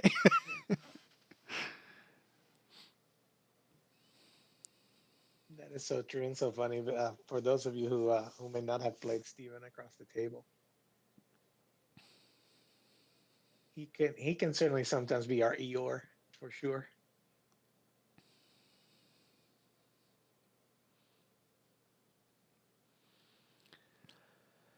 So I really like Steven's positioning for this turn, which So I think is for the first time in the game. I really like his positioning. so There here's we the go. question. With Soontir, do you try to run in, get back into the gas clouds, or do you try to turn to his right and try to get back into the fight? I'd be wary because you know that the yellow X-wing is going to turn around. The red Yeah. X-wing is going to be coming in. Greer's a little far away, but I'd be trying to get as much distance as I could and have options to hide behind clouds. So I'd if that straight doesn't clip that rock, I'd be going 5 straight. Yeah. Yeah, I I f- definitely, I would think of using Soontir, you know, try to get that space, and use him as a bait. Get those guys to kind of chase down the trying to get those two little hull points, and get those points, and then, you know, uh, leave themselves unprotected for Whisper. Apparently, that's not going to happen from what I'm seeing here, Yeah, it looks like he predicts the aggressive approach from Whisper. though. He's Uh huh. trying to set up overlapping fields of fire. Did the second X-wing not bump? Looks like it did not. Coming in for a Wow. closer Just like look with the Stephen sky played, cam. or Aaron played. Yep. It looks Nope, like it landed clean. there It was is clean. just a smidge of space. Precision flying, folks. Nothing else quite like it. Hmm. Yeah, and Aaron's tactic may not have panned out, but his approach has been really well done all game. Yes. Yeah, it was definitely so. It was not lack of execution. Absolutely not. Their execution has been pretty close to flawless as far as I can tell. Far better than I could have done it. That's for sure. It was just that the dice deities decided no. Yes. What do we say to the dice deity today? Not today. Not today. Not today. To the god of dice, I guess. Ooh, Oh boy. Uh, Not a bump. so Whisper um, has some thinking to do here. Can barrel roll out of one arc, and then can potentially pick up the evade on a shot, and then end up with a evade force on 3 dice defending against a range 1 shot out of yellow. He sits where he is, he gets to pick up another token, but at the same time will face 2 range 1 shots, which is not optimal. Yep. Yeah. I don't care what galaxy you're from. That's gotta hurt. Yeah. Absolutely.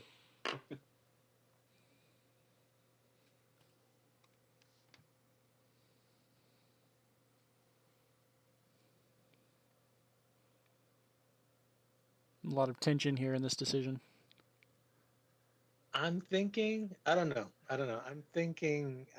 Steven may Yeah. pull the too hard to his right with Soontir. I don't know why, because that's really not an optimal thing. Oh, 3 hard. Oh, there it is. Trying to Okay. get more space. Okay. Yeah, yeah. Yeah, he Okay. had the faster turn available to him since he Oh, that's wasn't right. And he was stressed. not stressed. Yeah. He was not stressed. So, yeah. So here we see Whisper getting out of Red's arc, so Red is free to fire at Soontir, which means Soontir now has to really worry about that shot. He also can't afford to boost around into the rock too aggressively because Greer is sitting there ready. Greer's been rolling a lot of crits. That AO, I'm telling you, I've really grown fond of that upgrade. Yeah. Of advanced optics.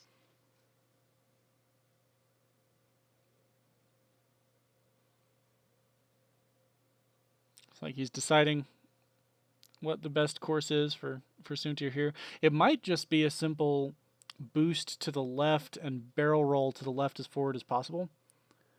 And Get just out of the way. get out of everything's arc that way, just with distance. He takes the focus. Looks like he's looking at potential boost options. I don't think barrel rolls fit in either direction. Sure looked like he was thinking of going into Greer there for a second. And boosts away. He went the other way. Okay. It's going to be close. It may end up being a range 3 shot from both ships.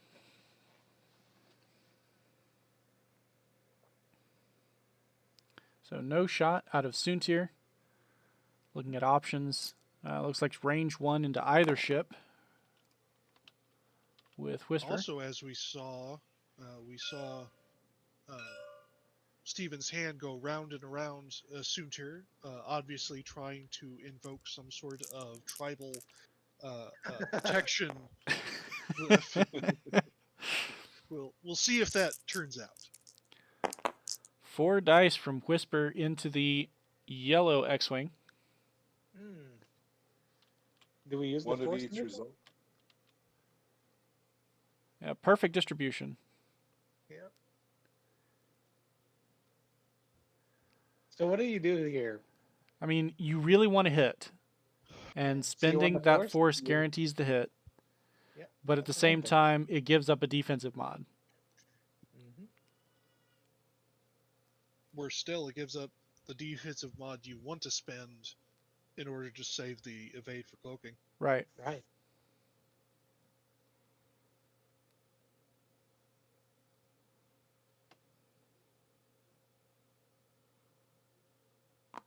And again, choosing the aggressive option. Yep. One for the force. Spending the force to change the focus into a crit via Fifth Brother. Aaron rolls a focus and an evade. Has 2 shields remaining on that ship, so is safe from the crits regardless of spending the focus or not for defense.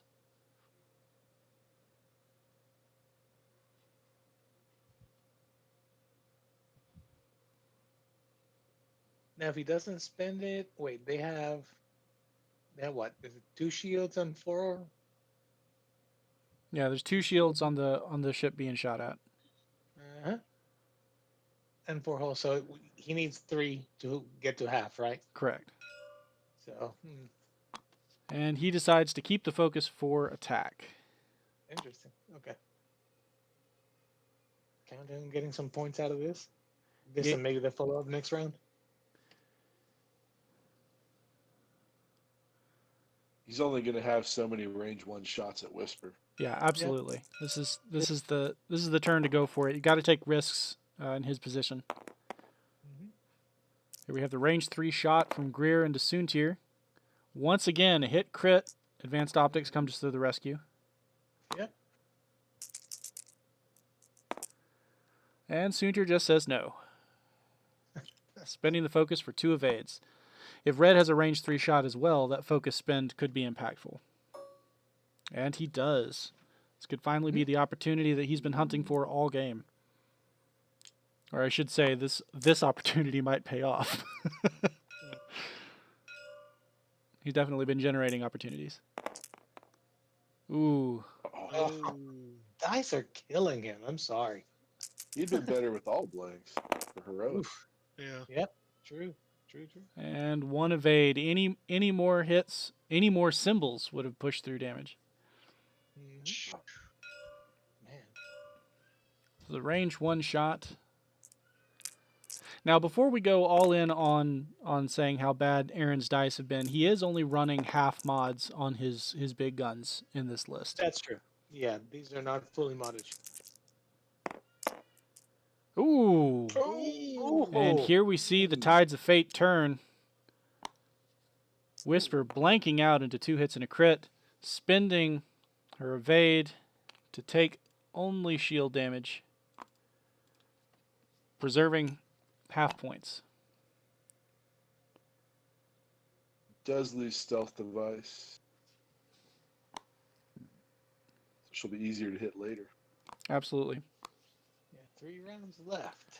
Does not have cloak available this round, so won't end up with the free evade action. And her final position will be much more predictable. At this point, it's quite.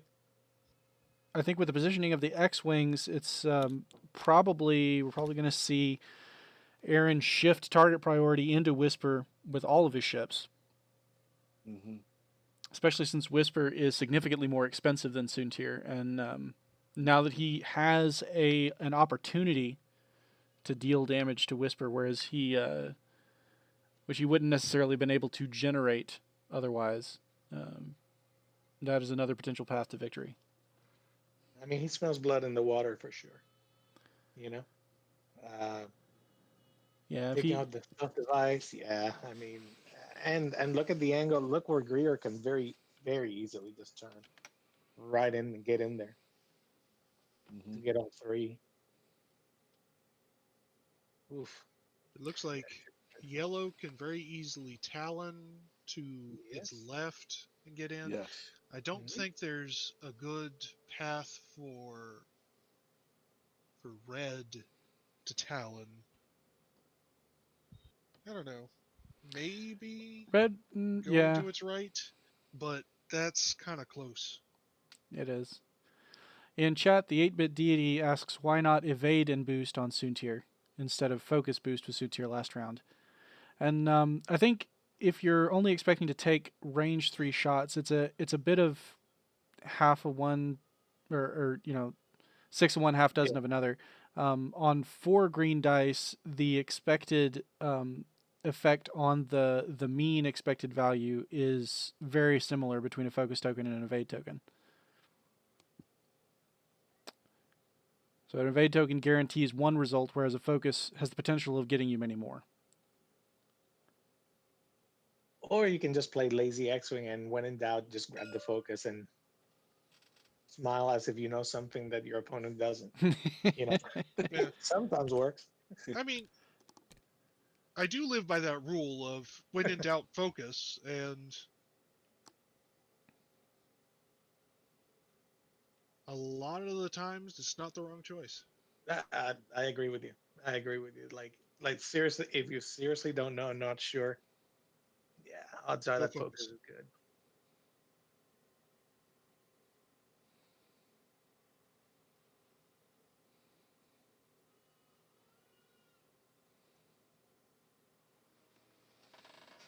Wrong. How many points is Steven's Whisper build? Steven's Whisper is 84 points.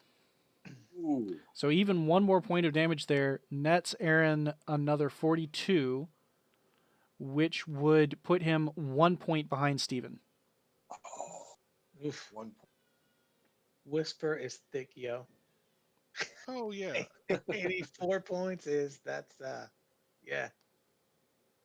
For some reason, it completely slipped my mind that the Phantoms were up to 5 hit points.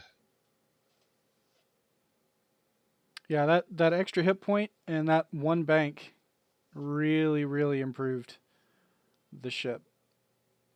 Now, I mean, it did trade off an extra red die from first edition, but let's not get crazy. Yeah. I think it was a good trade. Yeah. Yeah. I did see a 91 point Whisper in a game in the Space Jam tournament. 91 points. What did that have on? I think it had advanced sensors instead of passive sensors. Mm. Oof. Yeah, passive is 3, advanced is 10, I believe. Mm-hmm.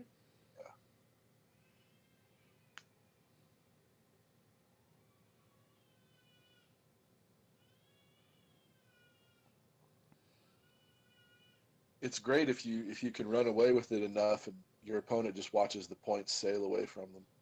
Mm-hmm.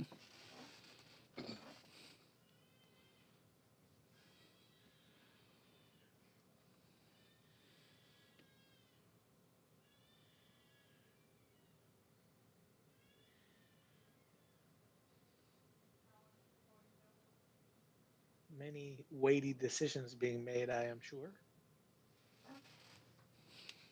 So this is 3 rounds left after this, correct? Or is this Yeah, so or is this it is the 2 rounds? beginning. This is the beginning of if you're counting backwards. This is the Mhm. beginning of the 4th round. The next one would be the 3rd round, etc. Gotcha. So there's So 4 rounds left, including this one. gotcha. Okay. So that's enough. Okay, I was and the reason I asked is of course Jendon's kind of like, slowly kind of sidling up the sidewalk here, but will he get a shot at firing? Do we turn him in there? I don't know. It's he's got plenty of opportunity to turn it. Well, he can't turn in this round. Right. He is currently stressed, Mm-hmm. so he could take a 1 bank, clear the stress, and just be facing the cloud at the bottom of the map, or he could just continue to meander around. He's holding on to 26 points for Steven, That's true. and And he has limited green dice. yeah, It would be a very easy target.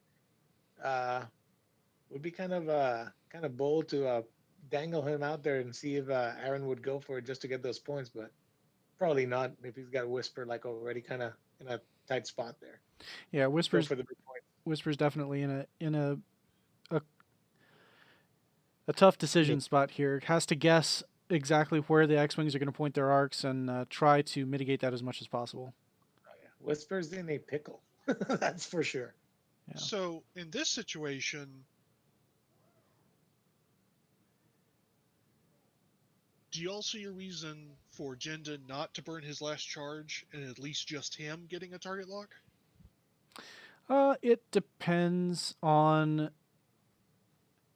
whether, because Because if Whisper's defense increases as Whisper shoots, right? Because she gets the extra evade. So yeah, it depends on whether Steven is looking to do maybe the 4 straight cloak as 8-bit in chat suggests, or maybe doing a 3 bank and try to grab a shot on Greer mm, to continue to deal damage while raising her own defense. So if fair. he does the more aggressive move, then using Jendon here would probably be a missed opportunity, um, because Whisper would not be able to take locks inside range 3.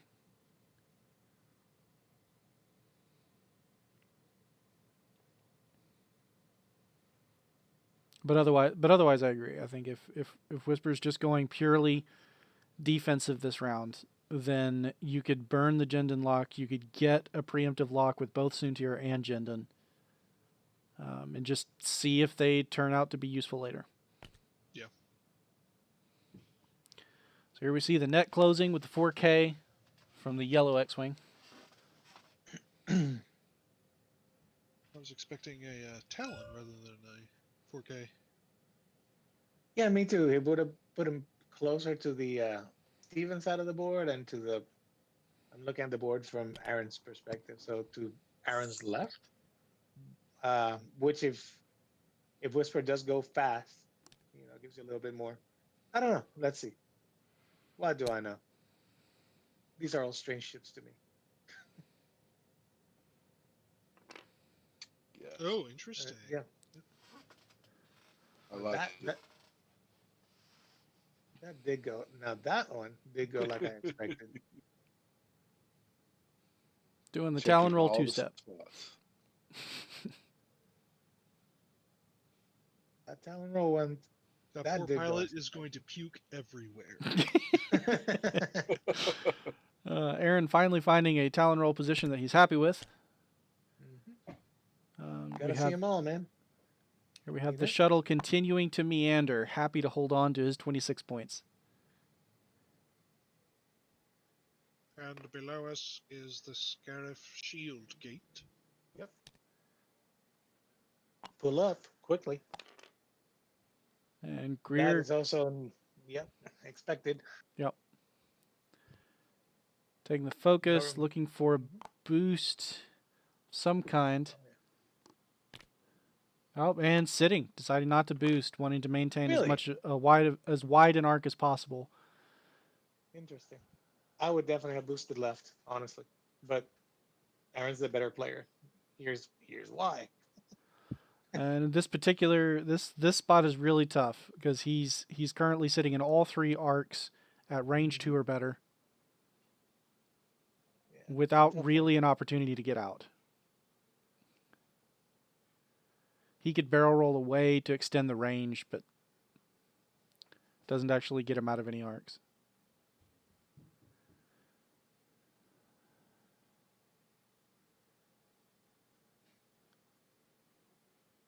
And with Yeah, all there's no 4 help. shots on, likelihood that he will lose at least one hull is high. Yeah, no help to be expected from Soonter facing completely the other way and stressed. So not this round, probably not next round either. I would think. I think the focus is, yeah. Yeah. No? Evade. Hmm. All right.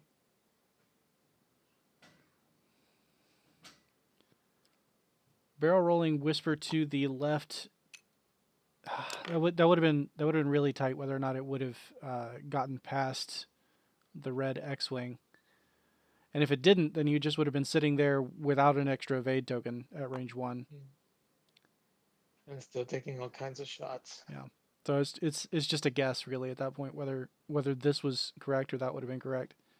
Mm-hmm. So here we have range 3 into Greer. Unfortunately for Steven, that's not likely to put any damage through. Oh, but he rolls a hit and 2 crits. Ooh. Never mind. Okay. And Oh my goodness, the Greer- worst possible roll. Greer has to spend the focus to not take a crit to hull. So that's half of Oh my Greer right goodness. there. My resistance Oh, heart man. bleeds for this situation. We And have seeing that focus and not seeing that heroic. Oh, take it's so on. bad. that's man, that's so another bad. thing. We have yet to see a single heroic trigger this game. Yep. That's right. That's right. Which is unusual.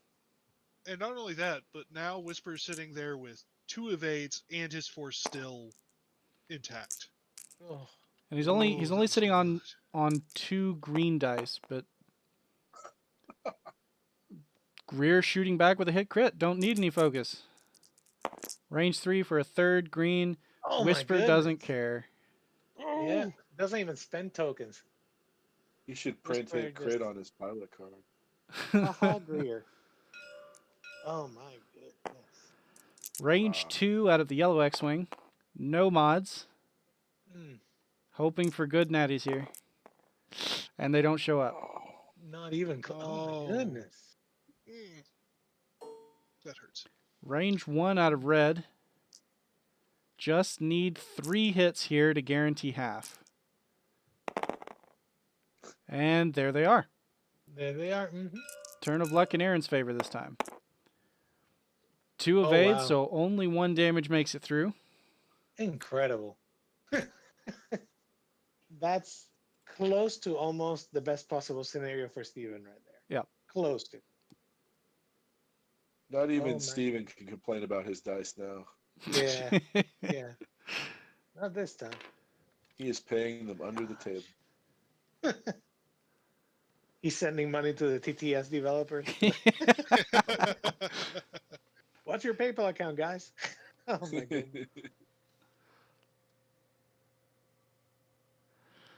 So here we have Aaron clawing his way back nearly into the lead with only 22 points separating him from Steven's current score. So if he can hunt down and kill the shuttle without losing any more points, that'll be a win for Aaron. Unfortunately, the way that it works out with an Imperial Aces lists is that if you turn your back on those aces to go do that, that's when their damage output spikes high and you start losing points. Because they can spend all of their tokens and positioning actions offensively. They can quickly put a hurt on anybody that way if they're unopposed. Because we're going to see a hard 2 to the right out of Soontir, and then he's just going to do whatever he wants to whoever he wants. And Whisper, probably a 2 decloak forward, unless the decloak towards the rock fits. I doubt we'll see a decloak out because that's the best position for him to go, where all the X-wings and stuff still get to shoot at him. I feel like Greer is going to go 5 straight. Rotate to the back and take whatever pot shot you can. So do you go 5 straight, or do you try to maybe take a 3 hard in between those rocks and rotate to the back? That has potential. And for that matter, maybe take a pot shot at the shuttle. What's its health total? Well, you have to. Maybe not. Yeah. You have to decide. Yeah. No, that is pretty good as well. I don't know. Maybe I'm I don't know. Maybe I'm deranged, but I might do like a 2 straight with Greer and rotate to the back and see where that falls, and let those X-wings do their thing. I don't know. I'm with 1 hull left. I feel like no. Still has full hull. Yeah, Greer's on 2 hull. Oh, okay. Yeah, so not quite as bad as I'm thinking, but as Greer, I do not want to be in a position where I am in between the 2 bases. Yeah, absolutely. See, I'm thinking passing by Whisper on the side. Yeah. So Still possibly get shot at, though. a fast straight, a fast bank, a fast turn. Mhm. Any of these with a rotate to the back has potential. That's really one of the greatest strengths of the A-Wings is that any of those could work. And it falls to Steven to predict which one of those Aaron has decided on. Though I must admit, the straight does have the disadvantage of potentially blocking avenues for the T7s For the to X-wings. move. Yep, that's true. So probably a turn or a bank.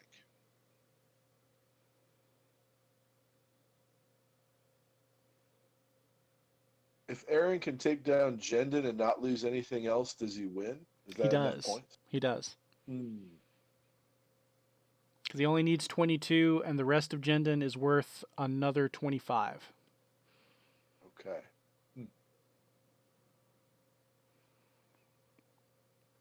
but he only has these 3 turns to do it. Yeah. Yeah, Oh, he's got to. I love this He'd have game. to kill Jendon and not lose anything else to Whisper and soon to. And that's going to be hard. He's only got 2 hull on Greer, 1 more damage on the yellow X-wing loses points. Yeah. If he can get more damage on the aces, that's where he's going to get more points. And it also continues to put pressure on them so that they have a harder time doing damage to him in return.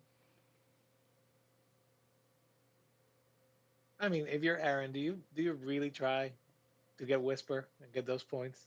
Just you know, I mean, you're still in the business of making a net, right? Like you have lower initiative ships, and you just shoot whatever falls into your net. Mhm. At this point, the only thing close to his net is Whisper, so I think you still spend this turn trying to net Whisper, and then next turn you see where the positions are and adjust accordingly.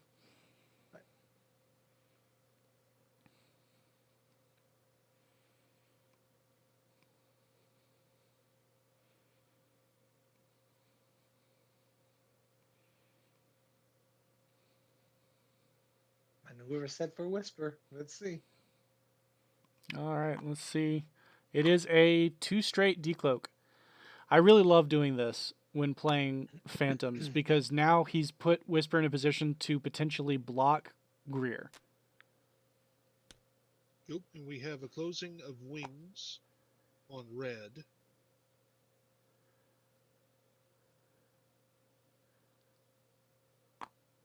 Going for a focus boost. Oh, barrel. Oh, yeah. Yeah, I was focus thinking roll on the. T65. Yeah. I was thinking T65.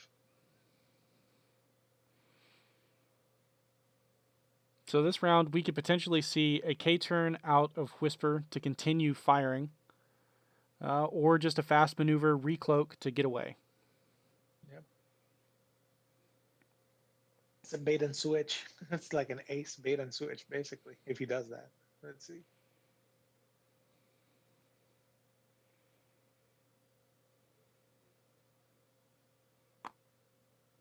Ah,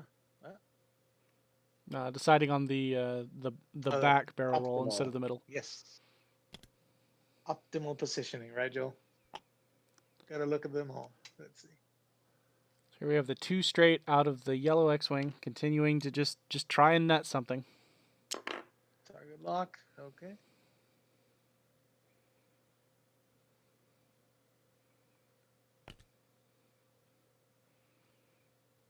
And the cow continues to roam. Here I am, just kind of going around, basically. So close to having range, but not in yet, probably. Oh, good call, Scott. Mm-hmm. Greer's free rotate. All the options. Picks up a focus. Says that's fine. Was that a 2 straight? I called that. Yay. And now I would be sad after calling that. I'd be like, Whisper no. does K turn. Man. Yeah. I mean, all he has to do is, is it one more point on that T70? The One more yellow point to get the half yellow points, right? T7. On the Get yellow half one. points. Yeah. And it looks like, from my angle, it looks like he would have that range 3 shot. I think he'd have it So- into red. I don't know if he's got yellow. Yeah.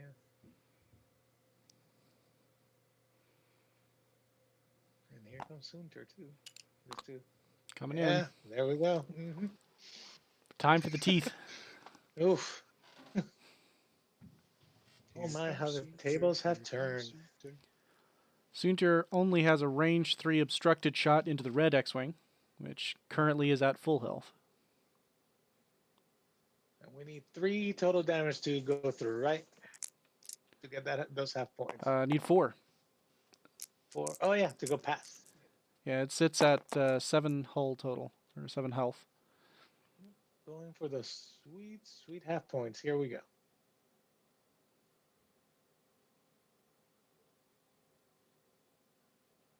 I'm trying to decide if outmaneuver kicks in. It appears to.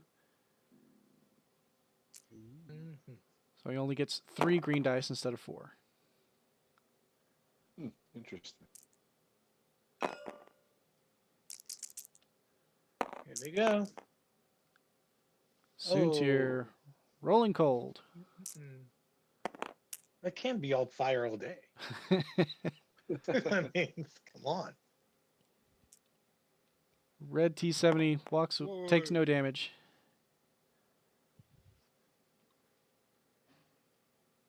Wait a Mm. second. Did Fell shoot before this? That was Fell's shot. Yeah, No, no, no. that was special. Before this turn. Oh, I see. Is this? Yes, shoot- Fell fired into the bomber.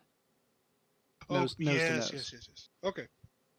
I was about to say, if that was his first shot of the game, damn. Whisper, rolling hot. Decides perhaps just to leave the hit crit. Does have the force available to make it a hit and 2 crits. Leaves it. Blank out. No. Heroic! First heroic trigger Heroic. of the game. Got a little bit of celebration going on, pulling the card out. And it is enough to block damage. Wow. Presuming we're looking at a focus spend here to guarantee no damage goes through. Though if it's on, if the target was Greer, then I think you spend. If the target was the red, then you let it hit on the shield. Oh, the target was the red, and he spends. So that is no damage. I think Greer would have rolled 4 die. 4 Yeah. greens. Mhm. Yeah, true. Greer has a range 3 on Whisper.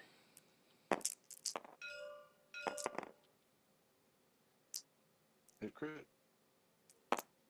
Oh, heroic. Oh, heroic 2 again. times in a round.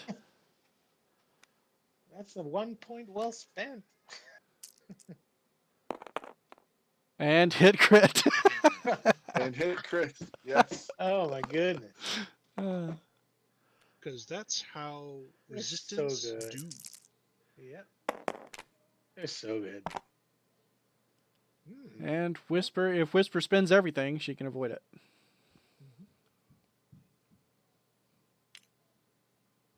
Oh yeah, she did. Oh yeah. did use And the force. earlier. So if she had spent that force on the attack, she would have taken a crit here. Yeah. Mm. Wise maneuver. But Wise maneuver for sure. might also have had an evade token or a second evade token, so would have amounted to the same thing.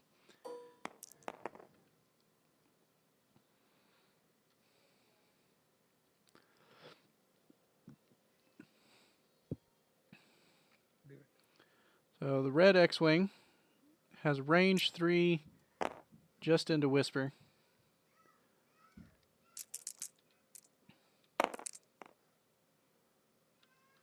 Oh, again. Hmm. Jeez.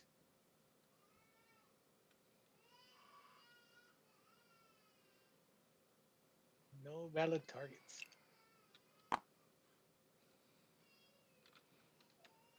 And back to dials into the second to last round.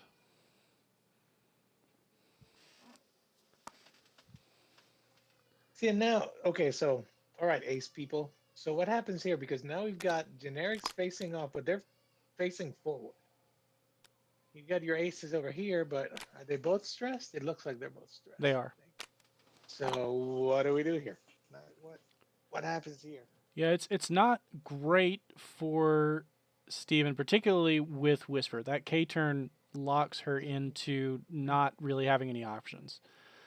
Yeah. So she's looking at a 2 or 3 straight or a 2 bank this round, and that's basically it. And all of those could be somewhat easily blocked with a T70s. Also, Oof. starting out stressed, the best she can still end up with a 2 evades and a force by the time that Aaron starts shooting. Looks like Steven knows what he's got in mind because everybody's set up already. Yep.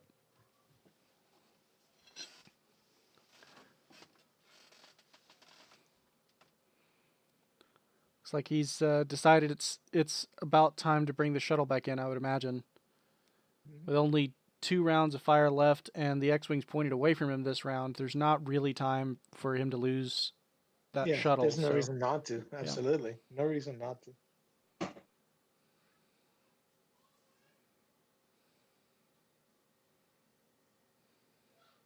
Jinden took the world tour. Now it's time for the homecoming. Yeah.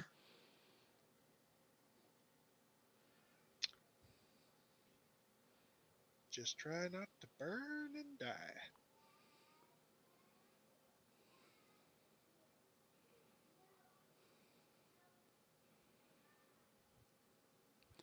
So knowing that Whisper is looking at a speed 2 maneuver probably to clear that stress. I think you're probably looking at short maneuvers with the X-wings to try and get good shots, and maybe just a 2 straight with Greer. Yeah, you might try for some sort of block with red. Hmm. I almost don't know if that's worthwhile because you end up That's yeah, that's a gun. That's a gun that you're not yeah using on, because I mean but Whisper's it does. Whisper's not really going to reposition. Yeah, You get rid of one action, but Whisper could still end up with a force of 8 by the time you start yeah. shooting, and you have one fewer gun. And that lock that's sitting there is Yellow's lock. So you definitely want to make sure that Yellow gets a quality shot, because you can end up double modded with that one. So range 1 would be ideal, but you run the risk of Whisper evading your arc entirely if you go for it.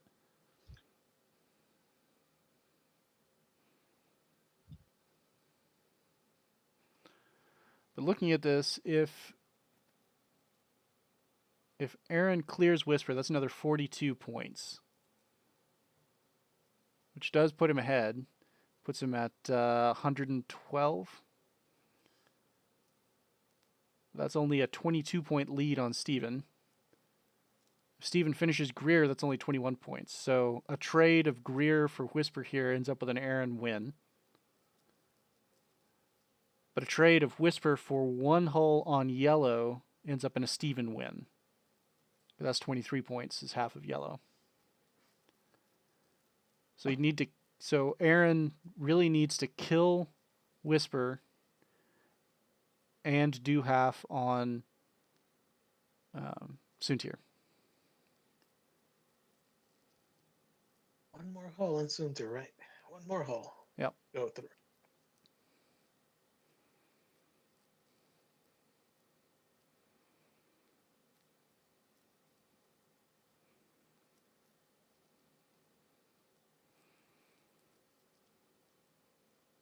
Yeah, Aaron seems to be going through all the permutations, trying to figure out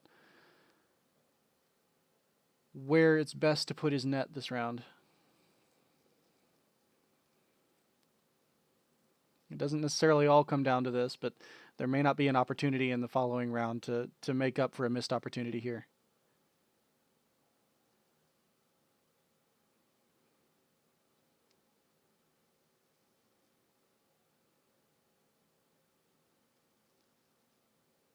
Definitely a fun game so far, though.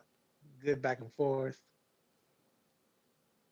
Definitely, everyone seems to be thinking very no obvious mistakes. No clear oversights. I don't think. Except I think for the decloak issues that Whisper had early in the game. Oh, true. We're too close to the rocks and so on. Yeah. Yep.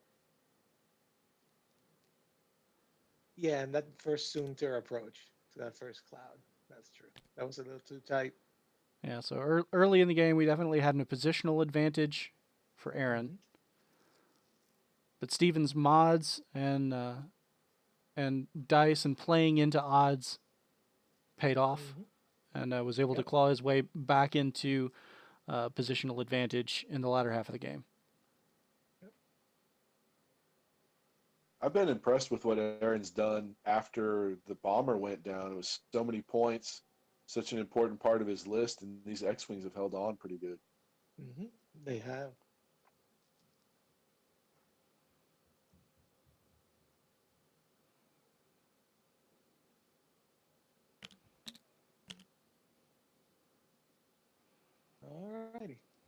Yeah, it looks like we got some decisions. Mm-hmm. There we go. Boom, boom, boom. Off we go.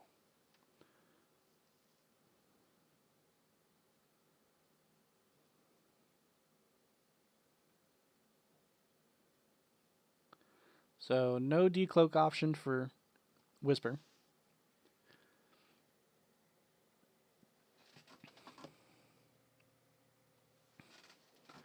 So that puts the first ships to move being the X-Wings.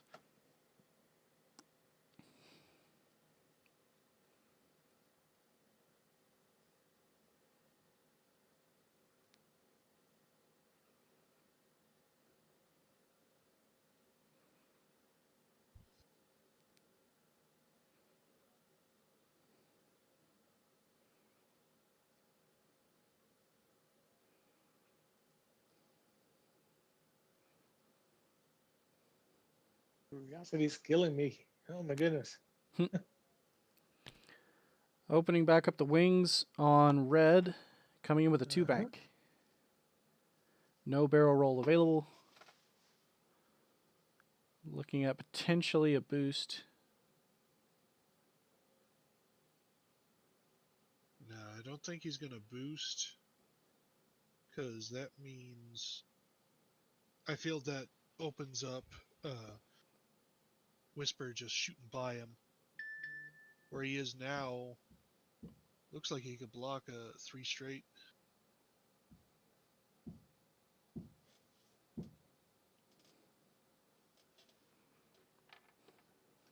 You go with the focus.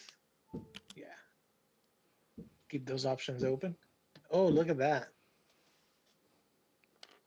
That's very pretty.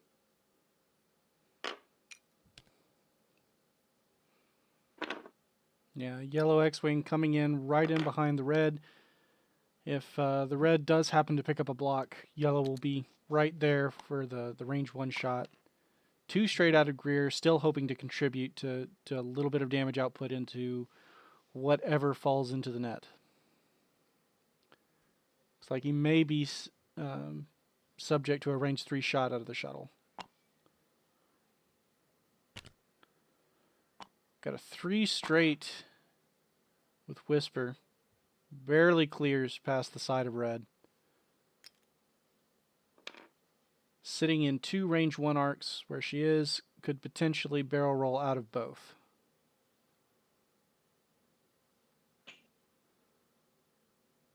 Decides to sit there with the evade. Huh. Looking for some initiative kill action going on here. Yep. Yep. Yeah, Steven went full Andrew Knuckles here. Basically. He really did. He's channeling his inner Andrew right now. I think bringing both aces in to shoot a yellow is smart. There's a decent Yeah, chance he clears it. Yeah. Absolutely. Absolutely. Question is, does he go full offense and target lock focus? Target lock and then get the focus with Soonder's ability, or does he evade? And you Yeah. know, he's got that There's the lock. so full on. So that lock goes on yellow. Mm-hmm. Checks range. Also checking for bullseye. Gets the bullseye focus. Mm-hmm. Coming in range 2 to yellow.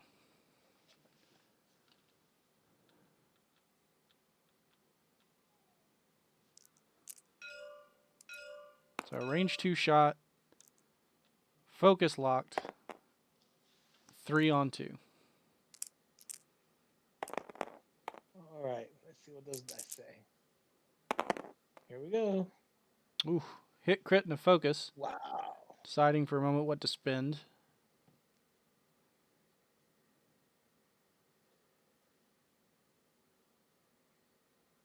Safe choice would be to spend the lock to save the focus for defense. But it runs the risk of losing that 3rd hit entirely. And he goes for it. and loses the hit. Hmm.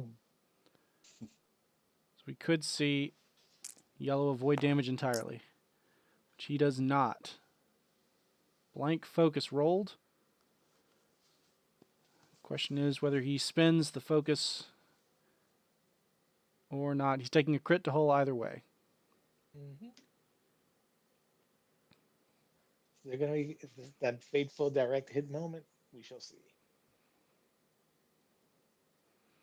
He's got a follow-up shot from Whisper coming in, Mm-hmm. so he's got to decide how that's going to go. Decides to leave it, takes the hit crit. Oh, okay. Damaged engine. That one will likely not matter. Yeah, not the worst crit at all. Not a weapons failure or something terrible like that. Range 1 out of Whisper. Whisper's coming in with 1 force to mod the attack.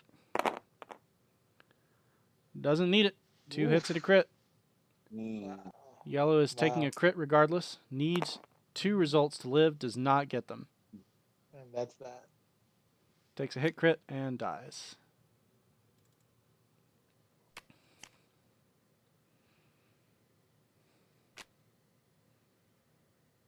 It's a PS skill that he wanted.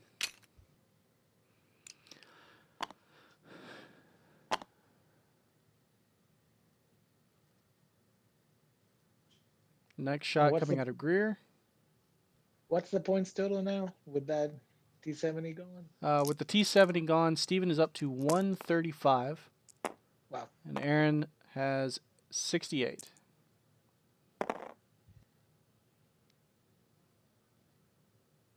He's in a position of needing to kill Oof. both aces Mm. to get enough points. That is a very tall order. Yep.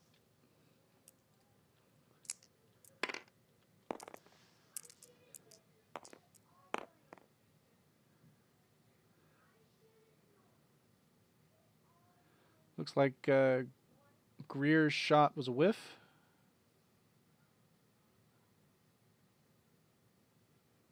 Got a range 1 out of red, deciding which target to go into.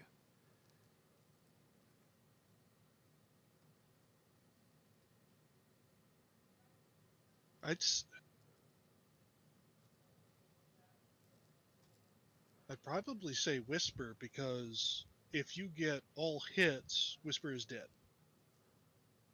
That's true. Yeah. Whisper is guaranteed to have 2 evades, because she has 2 Yes. evade tokens to spend, and there's no rule against spending both. Decides to go into Soontir, as even only a single hit will net points there.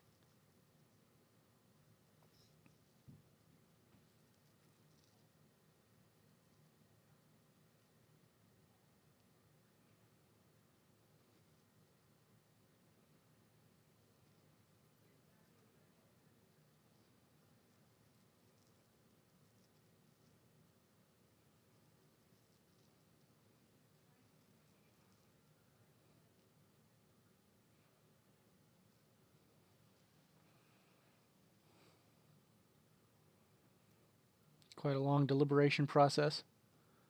Mm-hmm. Oh, changing his mind, going back to Whisper.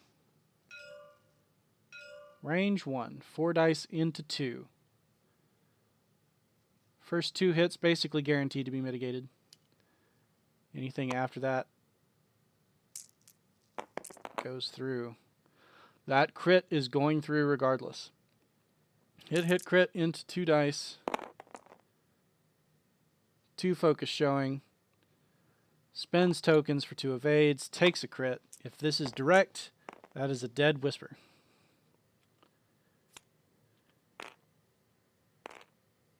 Wounded pilot.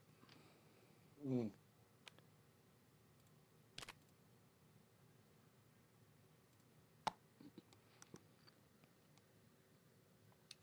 So Whisper is crippled, but there's But alive. Yeah. but alive, and it's getting to where there's not going to be enough time to capitalize on it. Range 3 from the We're still shuttle into Greer. Looking to pick up those last two hull. Not that way. That's a no. Not that way, you won't. got a Okay. target.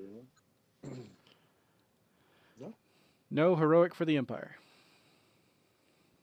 No, and they don't deserve it. How scary would that be?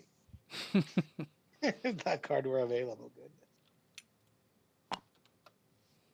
Oh man, the outrage of a blank free Soontir.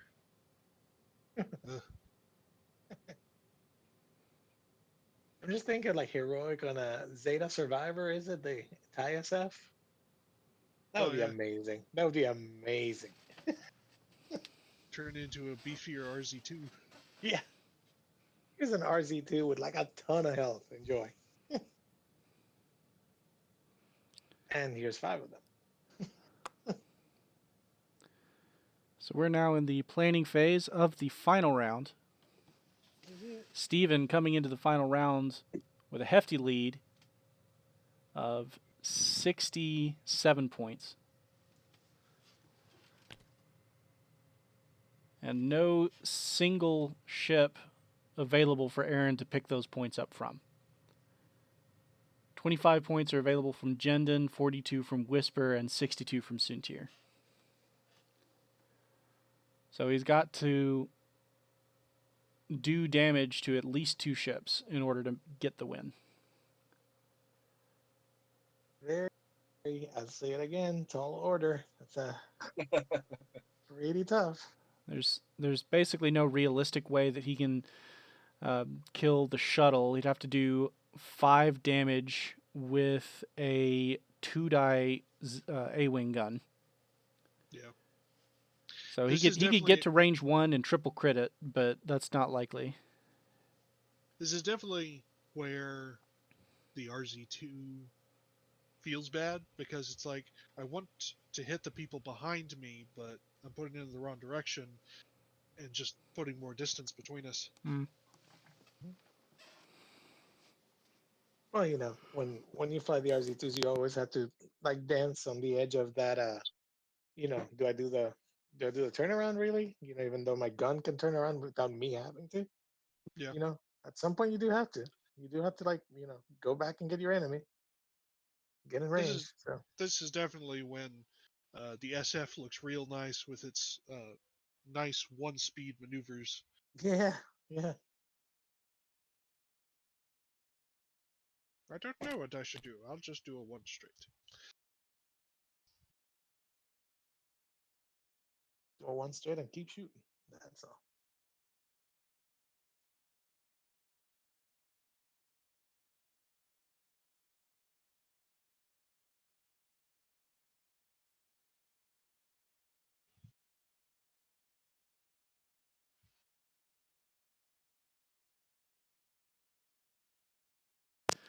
So if you're Aaron here, really the only realistic option you have is dealing damage to both of the aces. You can pick up 31 off of Soontir and another 42 off of Whisper, and that's only 1 damage apiece. So that would be 73 points, which gets you up to 141. So it'd give him a 6-point lead, assuming he doesn't lose any more points in the process. Which means if he's going to get points, if he needs shots off, so that probably means a K turn for the T-70. And I mean, it has to be another 2 straight for the A-wing, right? yeah, if he wants shots off, yes. But then again, you've got Jindin coming in from the side, so I'm wondering if you don't. You might try to conserve points and do a 3 bank. Yeah, it's a matter of how much of the math he's doing. You know, it's the final round. There's no time limit. You can sit, you can figure things out, decide what your best path to victory is. And the only way he's going to do it is he has to fire twice, and he has to do 1 damage to each of the 2 aces. Yeah.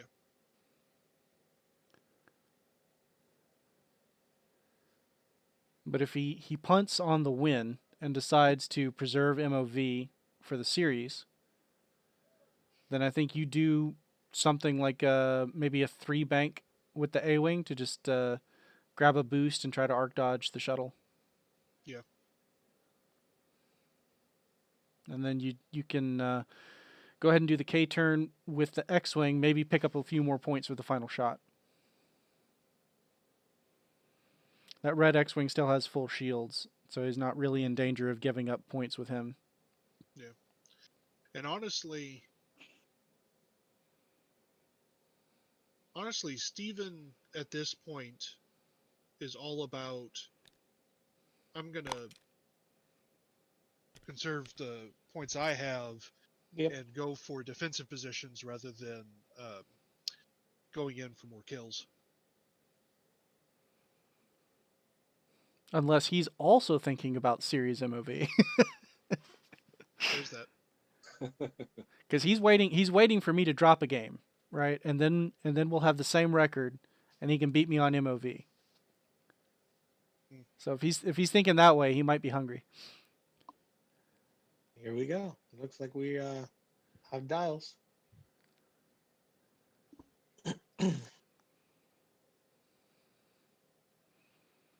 We have a decloak forward, trying to get nice and close to that A-Wing. Checking for the crit to see if the free evade is stressful, and it is.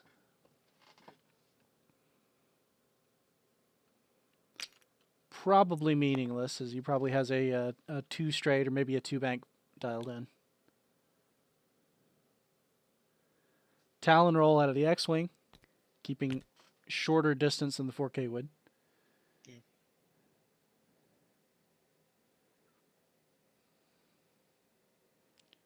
Oh, the permutations, as we've seen.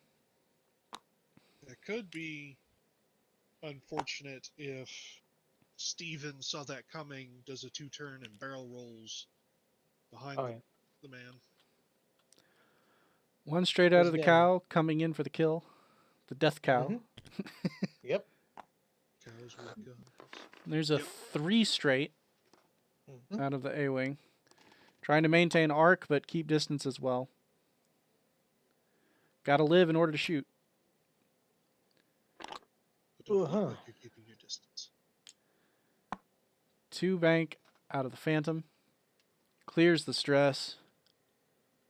Currently may or may not have arc on the A-Wing.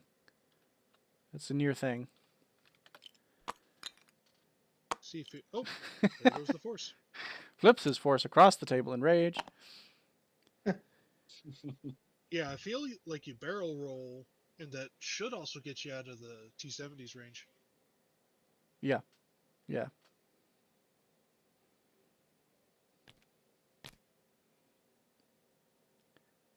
Takes the barrel roll forward.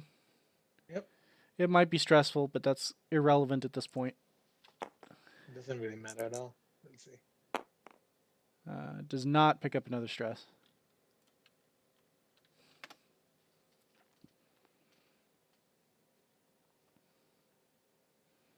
Could the Soontir do like a 5 straight or something? Let's see. He does. 5 straight. Yep. Yep. Just like a 5 straight. Hungry for shots on that A-Wing.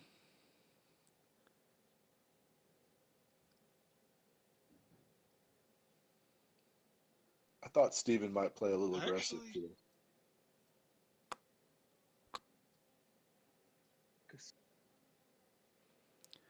But he is in position to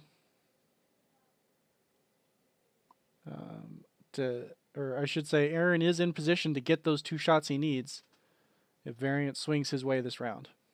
Mhm. He's got a lot of modification to get through with not a lot of modification of his own. I know. We'll use the force. That's not how this works. That's not how any of this works.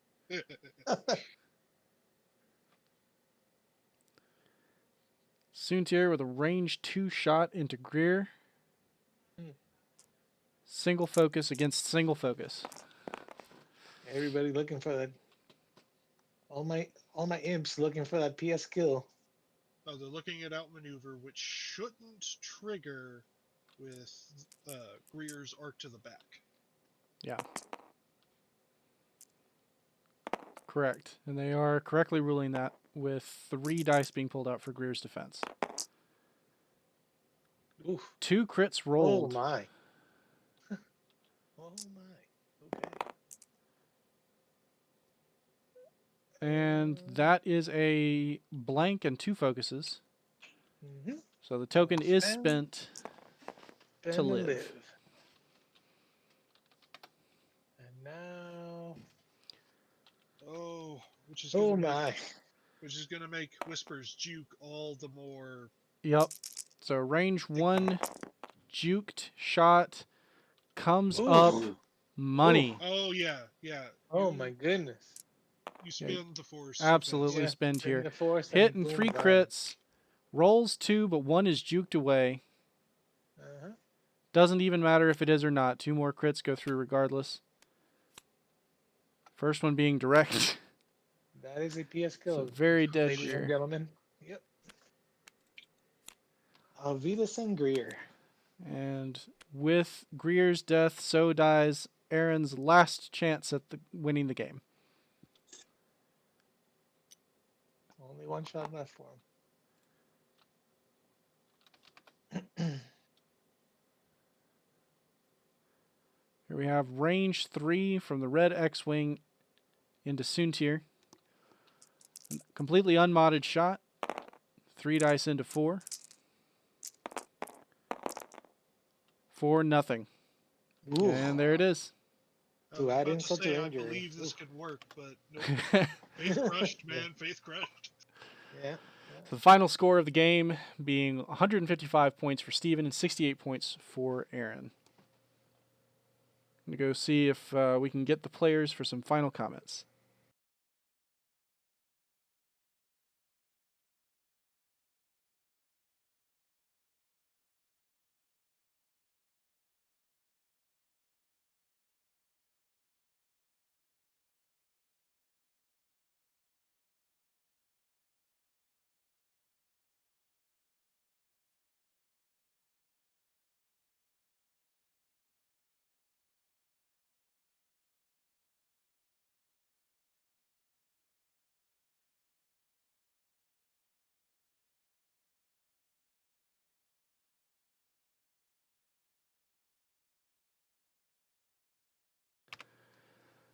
All right, well, I have with me our players. Aaron, how are you doing, Aaron?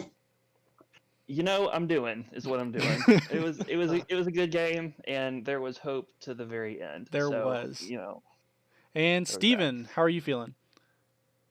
I need a drink. I need a second drink.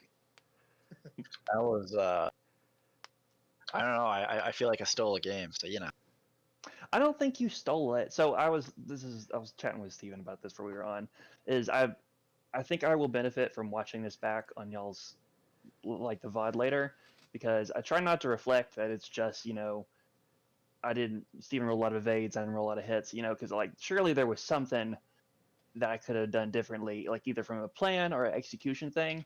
But like I feel like I had a lot of good kill boxes and at least a couple good strategic ace bumps throughout the game, and it just didn't pay off for it. What did y'all see as commentators who weren't really like as heated, I guess, as I was? Now, I thought your execution was phenomenal, honestly. It was phenomenal. It was textbook, it was measured. I mean, I have to agree with you. Like it felt like the all the right choices were made. Mm. That's all I'm gonna say. That's it for me.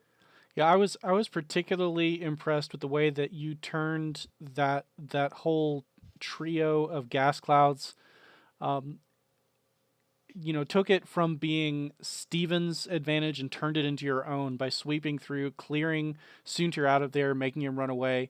And then especially when Whisper started getting stuck in there and didn't have decloak options, that was really impressive how you flipped that. Appreciate that. Dale, did you see anything? Or Scott, either of y'all?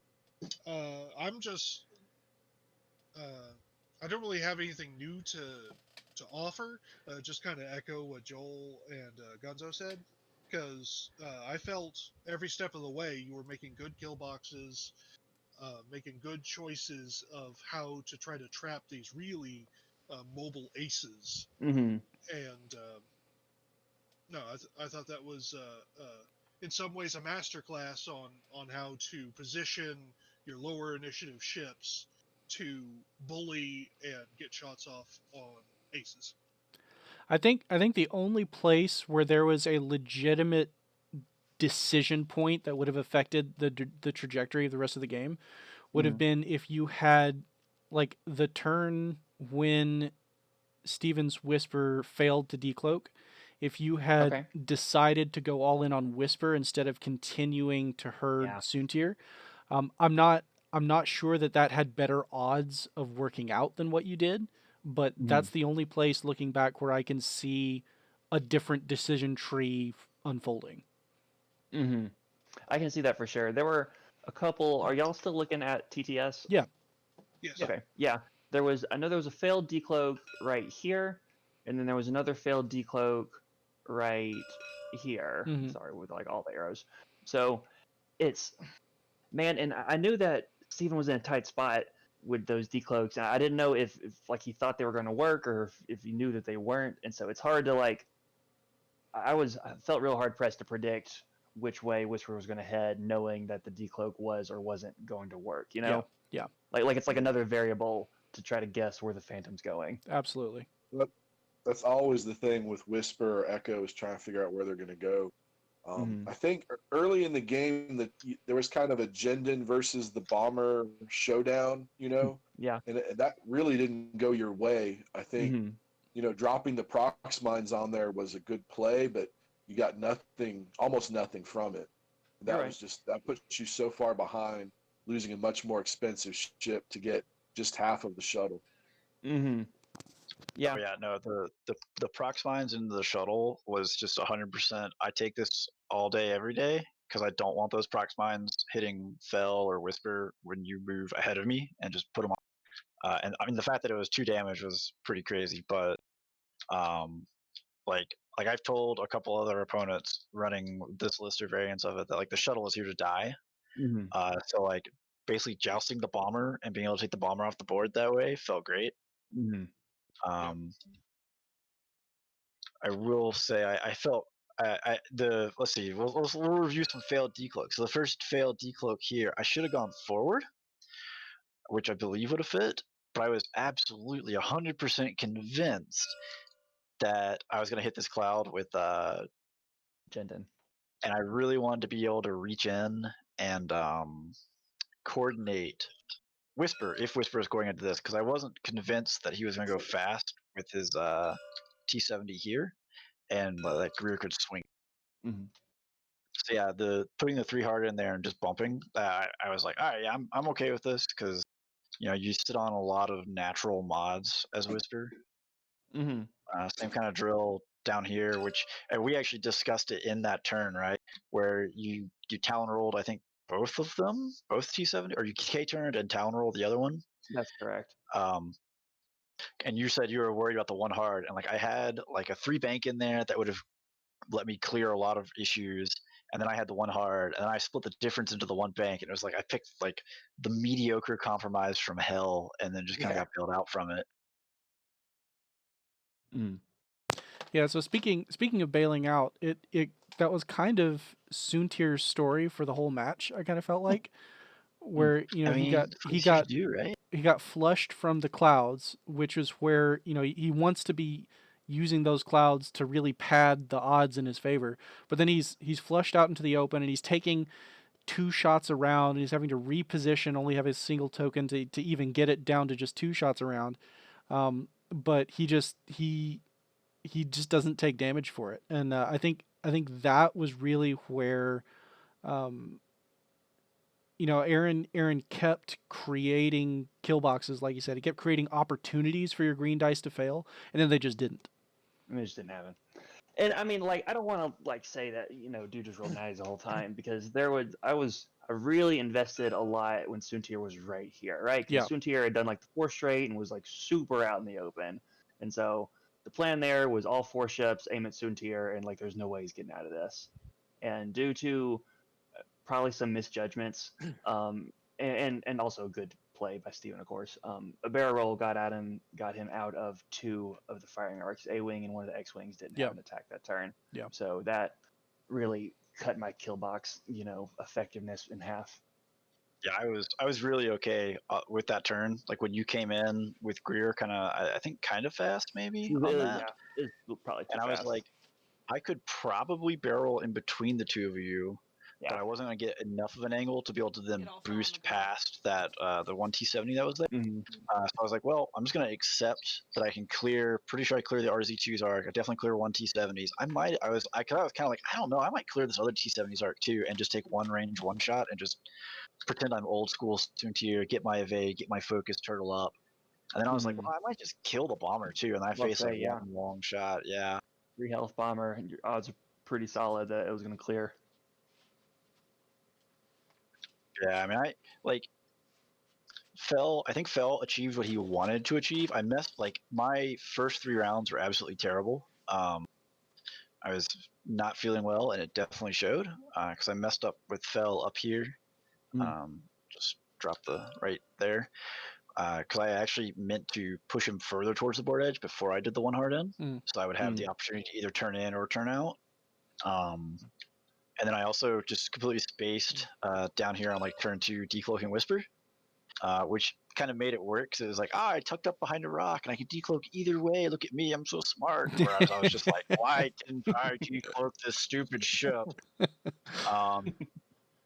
So yeah, my intro and approach was not good, and it really showed as Whisper didn't need to be in these spaces, and I just kind of committed into them because I didn't give myself like the original plan is to one bank Whisper out of the starting position, get the lock, one bank Whisper again, cloak, decloak back to the board edge down here, and then one hard, and then you have all these options in front, which actually that never happened.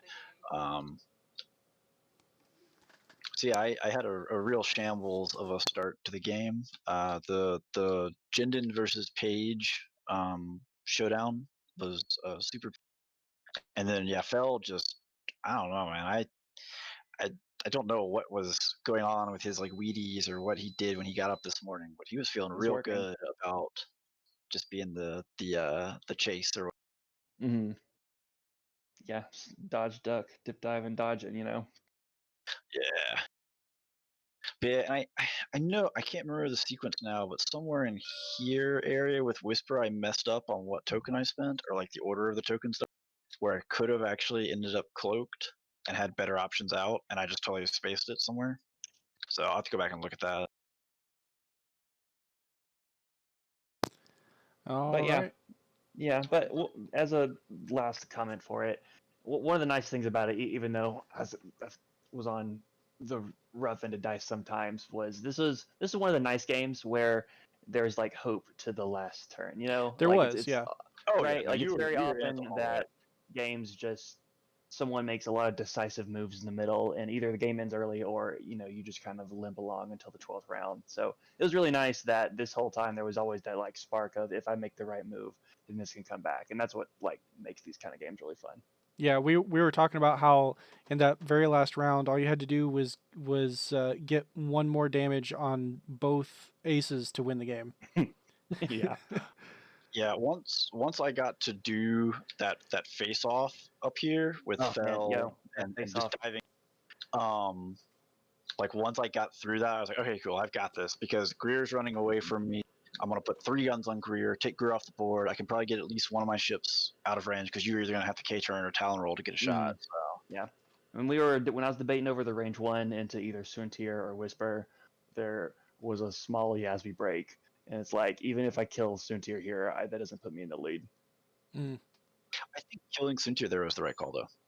Yeah, but then then it would have been to do 2 damage into Whisper on this last turn, or 4 damage into Jinden. Like, I would have still been behind in points if I'd killed Soontir right there. Yeah, that's fair. In a tight spot. Well, Just Aaron, to get a gun off the board or whatnot. But yeah, yeah. So, Aaron, thank you so much for playing on stream tonight. And No, this was great. Thank y'all. really appreciate it. Great game. And Steven, congratulations. You're still right on my heels, not giving me any relief from the pressure. I do what I can, you know. Oh, I am popping some popcorn for that match. Well, Steven and Definitely I popping have already played, so it comes down to our other opponents. So what I need Aaron, because Aaron's got you either next week or the week after. We need that game. It's probably gonna end up on stream as well, and I need Aaron to conquer that. There you go. Steven's just like, I'm glad all the natty luck ended up on my game. So Yeah. Yeah, no, I see. I Right. burned all the bad dice out, and now you're gonna play Joel in that first roll. She'll be like, Well, I look forward to it. Yeah, I look forward to it. So that's going to be all the time that we have. It's good night from me and good night from my co-hosts, and we will catch you next time. All right, take care, y'all.